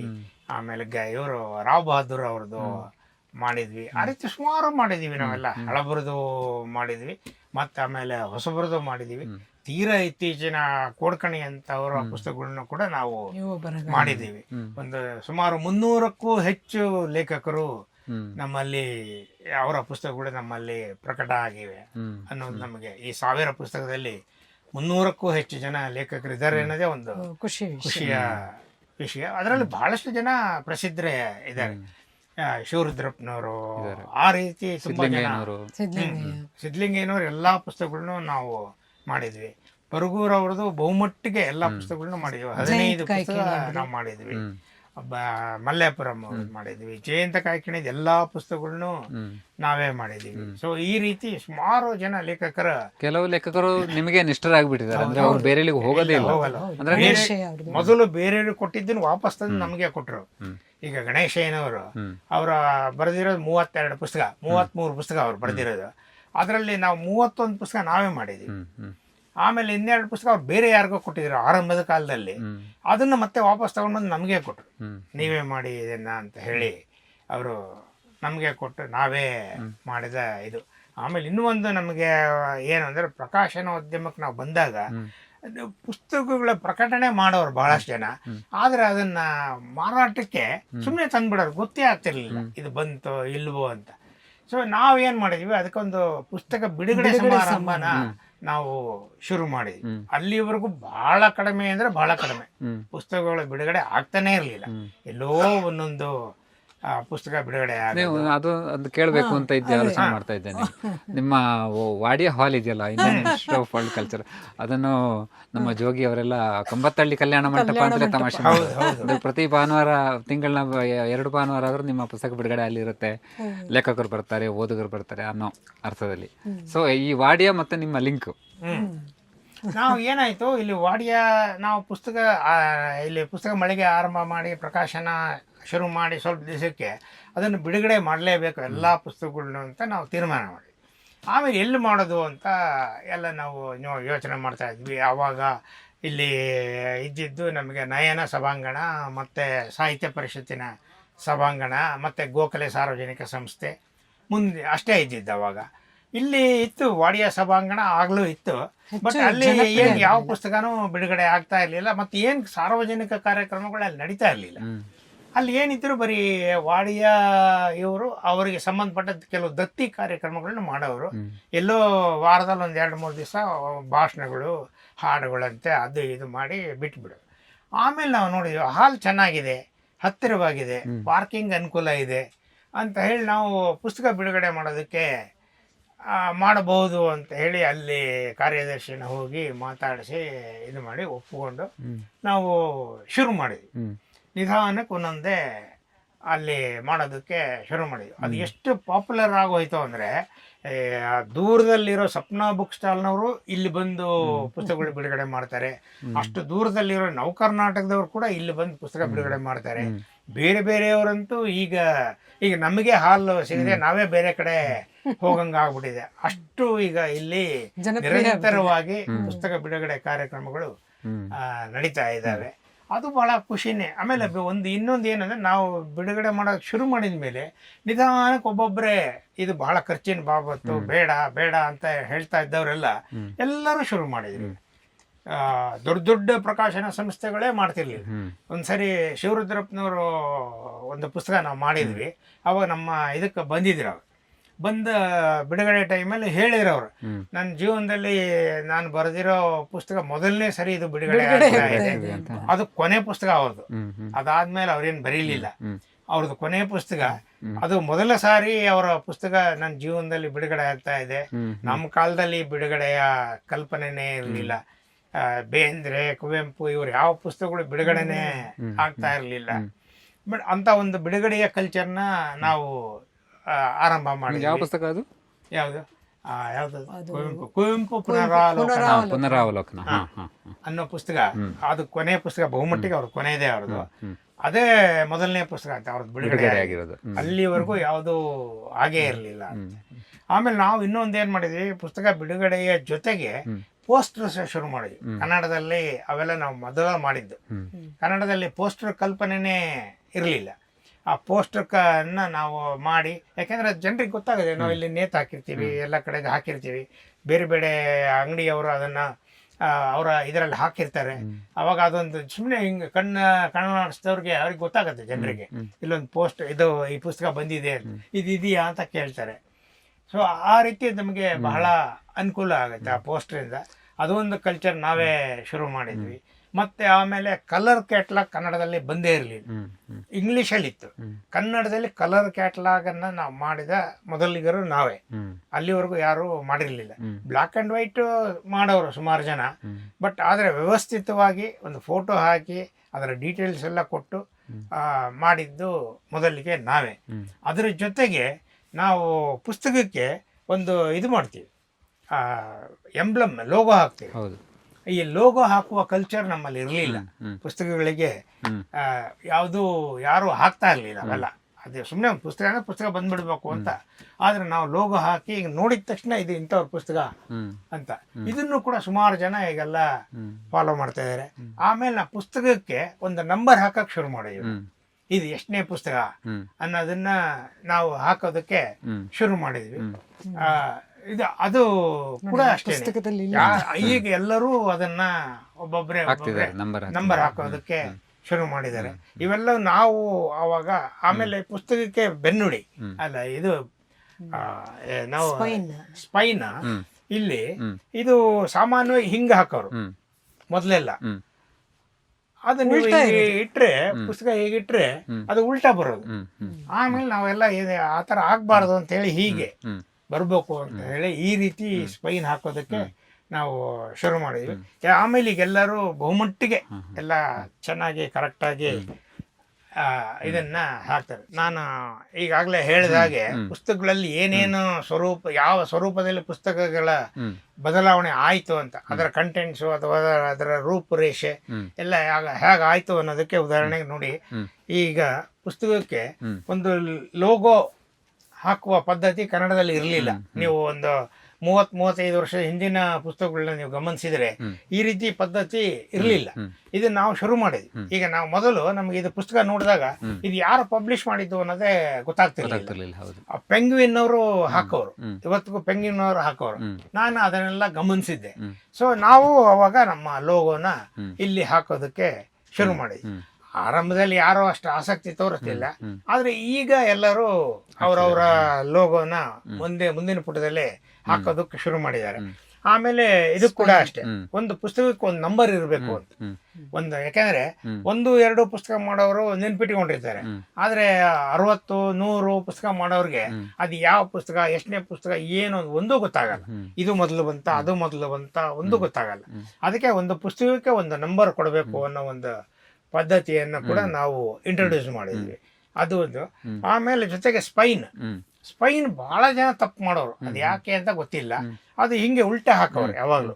ಇಲ್ಲಿ ಟೈಟ್ಲು ಬರೋದು, ಇಲ್ಲಿ ಲೇಖಕರ ಹೆಸರು ಬರೋದು. ಇದು ಸರಿ ಇಲ್ಲ. ನಾವು ಆಮೇಲೆ ಅದನ್ನ ಹೀಗೆ ಕರೆಕ್ಟಾಗಿ ಈ ಪುಸ್ತಕದ ಫೇಸ್ ಇದು ಇದ್ದಾಗ ಫೇಸ್ ಕೆಳಗಡೆ ಇದು ಕರೆಕ್ಟಾಗಿ ಹೀಗೆ ಬರಬೇಕು ಅಂತ ನಾವು ಟೈಟಲ್ ಕೆಳಗಡೆ ಲೇಖಕರ ಹೆಸರು ಇರ್ಬೇಕು. ಹಿಂಗಿಟ್ರೆ ಅದು ಕಾಣಿಸ್ಬೇಕು ಅಂತ. ಅವಾಗ ಕ್ಲಿಯರ್ ಆಗಿ ಕಾಣಿಸುತ್ತೆ. ಅದು ಉಲ್ಟಾ ಹಾಕೋರು.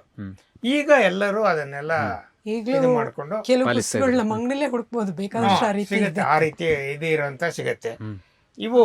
ಆಮೇಲೆ ಇಲ್ಲಿ ಒಂದು ನೋಡಿ, ಇದು ಒಂದು ISBN ಇರುತ್ತೆ. ಇವೆಲ್ಲ ಬರಬೇಕು ಅಂತ ಇಲ್ಲಿ ರೇಟ್ ಇರುತ್ತೆ. ಇದು ಶಾಪ್ ಆನ್ಲೈನ್ ಅಂತ. ಇದನ್ನ ಸ್ಕ್ಯಾನ್ ಮಾಡಿದ್ರೆ ನಮ್ಮದ ಶಾಪಿನ ಡೀಟೇಲ್ಸ್ ಎಲ್ಲ ಸಿಗುತ್ತೆ. ಇಲ್ಲಿ ಅಡ್ರೆಸ್ ಇರುತ್ತೆ. ಈಗ ಯಾರು ನಮ್ಗೆ ಕಾಂಟ್ಯಾಕ್ಟ್ ಮಾಡಬೇಕು ಅಂದ್ರೆ ಇಲ್ಲಿ ಅಡ್ರೆಸ್ ಸಿಗುತ್ತೆ. ಕೆಳಗಡೆ ನಮ್ಮ ಫೋನ್ ನಂಬರ್ ಇರುತ್ತೆ. ಆಮೇಲೆ ಕೆಳಗಡೆ ನಮ್ಮ ವೆಬ್ಸೈಟ್ ಅಡ್ರೆಸ್ ಇರುತ್ತೆ. ಈ ಎಲ್ಲ ಡೀಟೇಲ್ಸು ಸಿಗಬೇಕು ಅನ್ನೋದು ನಮಗೆ. ಆಮೇಲೆ ಒಂದು ಪುಸ್ತಕದ ಏನು ಕಂಟೆಂಟ್ ಅಂತ ಸಂಕ್ಷಿಪ್ತವಾಗಿ ಇದು ಏನು ಅಂತ. ಈಗ ಪುಸ್ತಕ ತಗೊಂಡವರು ಸಾಮಾನ್ಯವಾಗಿ ಹೀಗೆ ತಗೊಂಡಾಗ ಹಿಂದೆ ನೋಡ್ತಾರೆ ಇದೇನು ಅಂತ. ಬಹಳಷ್ಟು ನಮ್ಗೊಂದು 40 ವರ್ಷದ ಹಿಂದಿನ ಪುಸ್ತಕಗಳು ನೀವು ಗಮನಿಸಿದ್ರೆ ಈ ಪೂರ್ತಿ ಖಾಲಿ ಇರುತ್ತೆ. ಈಗಲೂ ಸುಮಾರು ಜನ ಹಾಗೆ ಮಾಡ್ತಾರೆ. ಇದು ಏನೇನೂ ಹಾಕಲ್ಲ, ಸುಮ್ಮನೆ ಜಾಗ ವೇಸ್ಟು, ಟೈಮ್ ವೇಸ್ಟು ಅಂತ ಅನ್ಕೊಂಡು ಓದೋರು ಓದ್ಕೊಳ್ತಾರೆ. ಅದಕ್ಕೆ ಯಾಕೆ ಬೇಕು ಅಂತ. ನಾವು ಅದೆಲ್ಲ ಪುಸ್ತಕ ಏನು ಅನ್ನೋದನ್ನ ಸಂಕ್ಷಿಪ್ತವಾಗಿ ನೀವು ಹೇಳಬೇಕು. ಆಮೇಲೆ ಜೊತೆಗೆ ಒಂದು ಫೋಟೋ ಹಾಕಬೇಕು ಅಂತ, ಒಬ್ಬ ಲೇಖಕನ ಫೋಟೋ ಹಾಕಬೇಕು ಅಂತ. ಅದಕ್ಕೆ ಬಹಳ ಜನ ಲೇಖಕರು ವಿರೋಧಿಸ್ತಾ ಇದ್ರು, ಅಯ್ಯೋ ನಂದು ಯಾಕೆ ಫೋಟೋ, ನನ್ನ ಪುಸ್ತಕವೇ ಇದೆಯಲ್ಲ ಅಂತ. ಆದರೆ ಹಾಗಲ್ಲ. ಈಗ ಒಬ್ಬ ಅವ್ರಿಗೆ ಯಾರು ಅನ್ನೋದು, ನಾನು ಯಾರ ಪುಸ್ತಕ ಓದ್ತಾ ಇದ್ದೀನಿ ಅನ್ನೋದು ನನಗೆ ಗೊತ್ತಾಗಬೇಕು. ಓದುಗನಿಗೆ ನಾನು ಯಾರ ಪುಸ್ತಕ ಓದ್ತಾ ಇದ್ದೀನಿ ಅನ್ನೋದು ಗೊತ್ತಾಗಬೇಕು.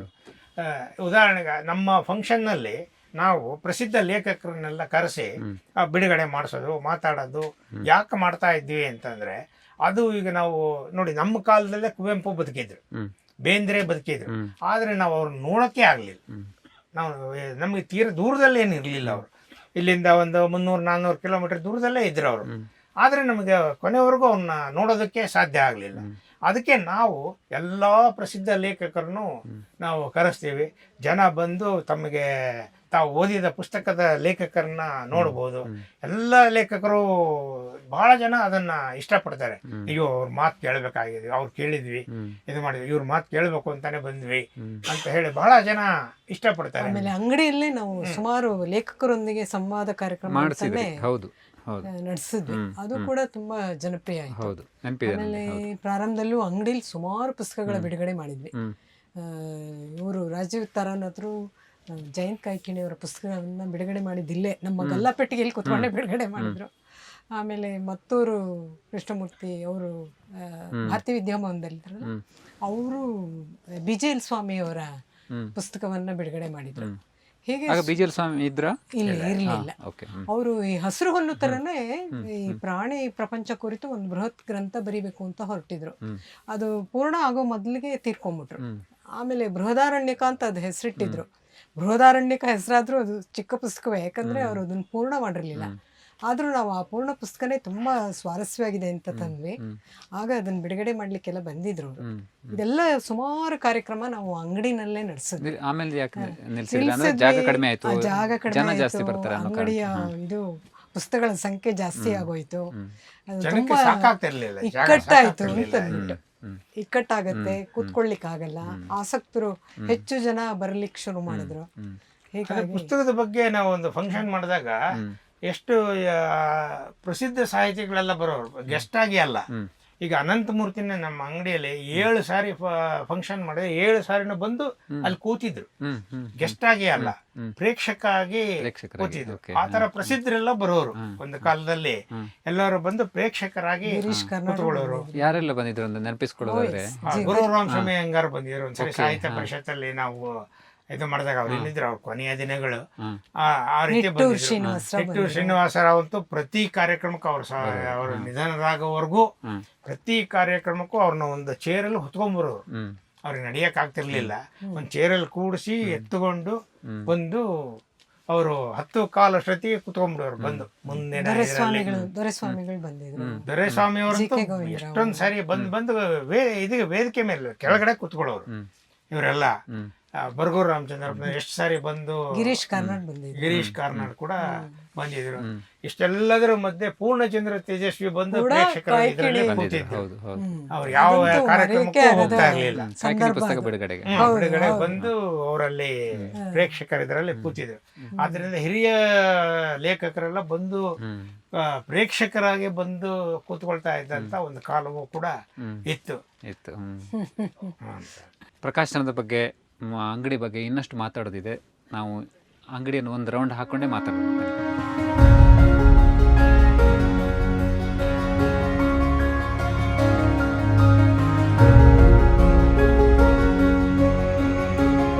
ಸೊ ಇವಾಗ ಇದೇ ತಿಂಗಳ ಅಂದರೆ ಡಿಸೆಂಬರ್ ಕೊನೆಯಲ್ಲಿ ನಿಮ್ಮ ಪ್ರಕಾಶನದ 1000ನೇ ಪುಸ್ತಕ ಬಿಡುಗಡೆ ಆಗ್ತಾ ಇದೆ. 1000ನೇ ಪುಸ್ತಕ ಜೋಗಿ ಅವರದ್ದು ಕಾದಂಬರಿ. 999ನೇ ಪುಸ್ತಕ ಮತ್ತು 1000ನೇ ಪುಸ್ತಕದ ಬಗ್ಗೆ ನಮಗೆ ಸ್ವಲ್ಪ ನಮ್ಮ ಓದುಗರಿಗೆ, ನಮ್ಮ ನೋಡುಗರಿಗೆ ಮಾಹಿತಿ ಕೊಡ್ಬೋದಾ ಅಂತ. 999ನೇ ಪುಸ್ತಕ ಅಲ್ಲಮ ಕಥನ ಅಂತ ಹೇಳ್ಬಿಟ್ಟು, ಇದು ಮಲ್ಲೇಪುರಂ ಪ್ರೊಫೆಸರ್ ಮಲ್ಲೇಪುರಂ ಜಿ ವೆಂಕಟೇಶ್ ಅವರ ಪುಸ್ತಕ. ಇದು ಅಲ್ಲಮನನ್ನ ಮಹತ್ವಾಕಾಂಕ್ಷೆಯ ಪುಸ್ತಕ ಅಂತಲೇ ಹೇಳ್ಬೋದು. ಇದು ಅಲ್ಲಮನನ್ನ ಕುರಿತಂತೆ ಬಂದ ಅಪರೂಪದ ಕೃತಿಗಳಲ್ಲಿ ಒಂದು. ಈ ಕೃತಿ ಬಂದಾಗ ಇದು ಬಹಳ ದೊಡ್ಡ ಪುಸ್ತಕ ಆಯಿತು. ಆದ್ದರಿಂದ ನಾವು ಅವ್ರಿಗೆ ಹೇಳಿದ್ವಿ, ನಮ್ಮ ಲೇಖಕರಿಗೆ, ಇದು ತುಂಬ ದೊಡ್ಡ ಪುಸ್ತಕ ಆಯಿತು, ಜನ ತಗೊಳ್ಳಲ್ಲ, ಭಾಳ ಕಷ್ಟ ಇದು ಹೋಗೋದು, ಇಷ್ಟು ದೊಡ್ಡ ಪ್ರೊಡಕ್ಷನ್, ನಾವು ರೇಟು ಕೂಡ ತುಂಬ ಕಡಿಮೆ ಮಾಡೋಕ್ಕಾಗಲ್ಲ ಅಂತ ಹೇಳಿದ್ವಿ. ಆದ್ರೆ ಅವ್ರು ಇಲ್ಲ ಇಲ್ಲ ಅಲ್ಲಮ್ಮನ ಬಗ್ಗೆ ಜನ ತಗೊಳ್ತಾರೆ ಮಾಡ್ತಾರೆ ನೋಡಿ ಅಂದರೆ ಹ್ಮ್. ಆಯಿತು ಅಂತ ನಾವು ಪುಸ್ತಕ ಮಾಡಿ ಬಿಡುಗಡೆನೂ ಆಗಿ ಇವತ್ತಿಗೆ 19 ದಿವಸ ಆಯಿತು ಪುಸ್ತಕ ಬಿಡುಗಡೆ ಆಗಿ. ಈ ಪುಸ್ತಕ ನಾವು ಒಂದು 500 ಕಾಪಿನೂ ಎಂದೆಂದೂ ಹೋಗಲ್ಲ ಈ ಪುಸ್ತಕ. ಇನ್ನೊಂದು 5-6 ವರ್ಷ ಆದ್ರೂ ಬೇಕು 500 ಕಾಪಿ ಹೋಗೋದಕ್ಕೆ ಅಂತಲೇ ಅಂದ್ಕೊಂಡೆ ನಾವು ಮಾಡಿದ್ವಿ. ಈಗ 19 ದಿವಸದಲ್ಲಿ ಇದು ಪುಸ್ತಕ 3ನೇ ಮುದ್ರಣ ಕಾಣ್ತಾ ಇದೆ ಅನ್ನೋದು ಬಹಳ ಅಪರೂಪದ ಸಂಗತಿ. ನಮ್ಮ ನಿರೀಕ್ಷೆಯ ಮೀರಿ ಈ ಪುಸ್ತಕ ಬೆಳೀತಾ ಹೋಯ್ತದೆ. ಆಮೇಲೆ ಇನ್ನೊಂದು ವಿಶೇಷ ಅಂತಂದರೆ, ಇದು ಡಿ ಆರ್ ನಾಗರಾಜ್ ಅವರ ಪುಸ್ತಕ ಬಂದ ನಂತರದಲ್ಲಿ ಅಲ್ಲಮನ ಕುರಿತು ಬಂದಂಥ ಒಂದು ಮಹತ್ವದ ಕೃತಿ ಅಂತ ನಾನು ಭಾವಿಸ್ತೇನೆ. ಅಲ್ಲಮ ಪ್ರಭು ಮತ್ತು ಶೈವ ಪ್ರತಿಭೆ. ಶೈವ ಪ್ರತಿಭೆ ನಂತರ ಅಂದರೆ ಅಲ್ಲಿನಿಂದ ಮಲ್ಲೇಪುರಂ ಅವರಿಗೆ ಅದರ ಸಮಗ್ರ ವ್ಯಾಸಂಗ ಇತ್ತು. ಅಂದರೆ ಹಿಂದಿನಿಂದಲೂ ಅಲ್ಲಮ ಪ್ರಭುವಿನ ಎಲ್ಲ ಕೃತಿಗಳನ್ನು ಅವರು ಸತತವಾಗಿ ವ್ಯಾಸಂಗ ಮಾಡಿದ್ದಾರೆ. ಬೇರೆ ಬೇರೆ ಈ ಕೃತಿಗೆ ಸಂಬಂಧಪಟ್ಟಂತೆ ಬರೆದಂಥ ಎಲ್ಲರನ್ನೂ ಅವರು ಭೇಟಿ ಮಾಡಿ ಚರ್ಚಿಸಿದ್ದಾರೆ. ಹೀಗೆ ಎಲ್ಲ ವಿಚಾರವನ್ನು ಕ್ರೋಢೀಕರಿಸ್ಕೊಂಡು ಈ ಪುಸ್ತಕವನ್ನು ತಂದಿರೋದ್ರಿಂದ ಅಲ್ಲಮ ಪ್ರಭುವಿನ ಒಂದು ಆಧ್ಯಾತ್ಮಿಕ ಯಾನ ಇಲ್ಲಿ ಒಂದು ರೀತಿ ಸಮಗ್ರವಾಗಿ ಬಂದಿದೆ. ಒಂದು ಒಟ್ಟಾರೆ ಚಿತ್ರಣವನ್ನು ಕೊಡುವಲ್ಲಿ ಯಶಸ್ವಿಯಾಗಿದೆ ಅಂತ ನಾನು ಭಾವಿಸ್ತೀನಿ. ಸಾವಿರನೇ ಪುಸ್ತಕ?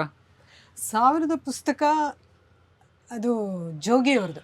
ಜೋಗಿ ನಮ್ಮ ಅತ್ಯಂತ ಜನಪ್ರಿಯ ಲೇಖಕರಲ್ಲಿ ಒಬ್ಬರು. ಅವ್ರನ್ನ ಬರೀ ಜೋಗಿ ಅನ್ನಬಾರ್ದು, ಕಿಂದರ್ ಜೋಗಿ ಅಂತಲೇ ಹೇಳಬೇಕಿಲ್ಲ. ಜೋಗಿಯವರು ಸಾಕಷ್ಟು ಪುಸ್ತಕ ಬರೆದವರು ಮಾತ್ರ ಅಲ್ಲದೆ ಸಾಕಷ್ಟು ಜನ ಲೇಖಕರನ್ನು ಬೆಳೆಸ್ತವರು, ಓದುಗರನ್ನು ಬೆಳೆಸ್ತವರು. ಈಗ ಬರ್ತಿರೋವಂಥ ಅವರ ಕೃತಿ ಬಹಳ ಮಹತ್ವದ್ದು ಅಂತ ನಾನು ಭಾವಿಸ್ತೀನಿ. ಅದ್ರ ಬಗ್ಗೆ ಇನ್ನು ಮುಂದೆ ಚರ್ಚೆ ಆಗಬೇಕಾಗಿದೆ. ಕಾದಂಬರಿ. ಆಮೇಲೆ ಜೋಗಿಯವರು ನಾವು ಅತ್ಯಂತ ಹೆಚ್ಚು ಪುಸ್ತಕಗಳನ್ನ ಮಾಡಿರೋ ನಮ್ಮ ಪಬ್ಲಿಕೇಶನ್ನಲ್ಲಿ ನಂಬರ್ 1 ಲೇಖಕರು ಅವರು. ಅವ್ರದ್ದೇ ಸುಮಾರು 52ಕ್ಕೂ ಹೆಚ್ಚು ಪುಸ್ತಕಗಳನ್ನ ನಾವು ಮಾಡಿರೋದು ಒಂದು ವಿಶೇಷ ಅಂತಾನೆ ಹೇಳ್ಬೇಕು ಇವಾಗ. ಆಮೇಲೆ ವಿಶ್ವೇಶ್ವರ ಭಟ್ ಅವರ ಪುಸ್ತಕಗಳನ್ನು ನೀವು ತುಂಬ ಸಂಖ್ಯೆಯಲ್ಲಿ ಪ್ರಕಟ ಮಾಡಿದ್ರಿ, ಚೆನ್ನಾಗಿ ಹೋಗ್ತಾ ಇತ್ತು. ಇದ್ರ ಜೊತೆಗೆ ಇನ್ನೊಂದು ನಾನು ನೆನಪಿಸ್ಕೊಳ್ಬೇಕು, ಅದನ್ನು ನೀವು ಹೇಳ್ಬೋದು. ಏನಂದರೆ ಈ ವಿಶ್ವೇಶ್ವರ ಭಟ್ ಅವರು ವಿಜಯ ಕರ್ನಾಟಕದ ಸಂಪಾದಕರಾಗಿದ್ದಾಗ ಕಥಾ ಸ್ಪರ್ಧೆಯನ್ನು ಮಾಡಿದರು, ದೊಡ್ಡ ಮೊತ್ತದ ಬಹುಮಾನವನ್ನು ಇಟ್ಟರು. ಆವಾಗ ಆ ದೊಡ್ಡ ಮೊತ್ತದ ಬಹುಮಾನದ ಪ್ರಾಯೋಜಕರಾಗಿದ್ದವರು ನೀವು. ಒಂದು ಪ್ರಕಾಶನ ಕೊಲಾಬರೇಟ್ ಆಗಿದ್ದು ಒಂದು ಬಹುಮಾನದ ಕಥಾ ಸ್ಪರ್ಧೆಯ ಪ್ರಾಯೋಜಕರಾಗಿದ್ದು ಬಹುಶಃ ಅದೇ ಮೊದಲ ಬಾರಿಗೆ ಇರ್ಬೋದೇನೋ ಗೊತ್ತಿಲ್ಲ.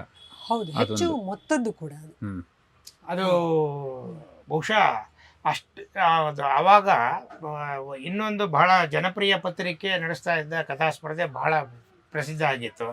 ಅವರು ಕೂಡ ಒಂದು ಮೊದಲ ಬಹುಮಾನ ಅಂತ 10,000 ರೂಪಾಯಿ ಕೊಡ್ತಾ ಇದ್ರು.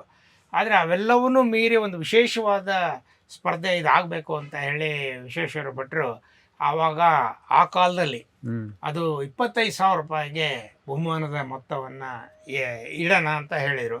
ನಾವು ಅದನ್ನು ಒಪ್ಪಿಕೊಂಡು ನಾವು ಮಾಡಿದ್ವಿ. ಸತತವಾಗಿ 3 ವರ್ಷ ಆ ಸ್ಪರ್ಧೆನ ನಾವು ಪ್ರಾಯೋಜಕರಾಗಿ ಇದ್ವಿ. ಬಹಳ ಪ್ರಸಿದ್ಧಿ ಪಡೆದಂಥ ಒಂದು ಕಥಾ ಸ್ಪರ್ಧೆ ಅದು. ಅದರಿಂದಾಗಿ ಸುಮಾರು ಜನ ಹೊಸ ಲೇಖಕರು ಬಂದು ಈಗ ಪ್ರಸಿದ್ಧರಾಗಿದ್ದಾರೆ ಅವರೆಲ್ಲ. ಆಮೇಲೆ ಇನ್ನೊಂದು ವಿಶೇಷ ಅಂದ್ರೆ ಆ 3 ಕಥಾ ಸ್ಪರ್ಧೆಯ ಪುಸ್ತಕಗಳನ್ನು ಕೂಡ ನಾವು ತಂದ್ವಿ, ಪುಸ್ತಕ ರೂಪದಲ್ಲಿ ಕೂಡ ಪುಸ್ತಕ ರೂಪದಲ್ಲಿ ತರುವ ಪದ್ಧತಿನೂ ನೀವೇ ಆರಂಭಿಸಿದ್ವಿ.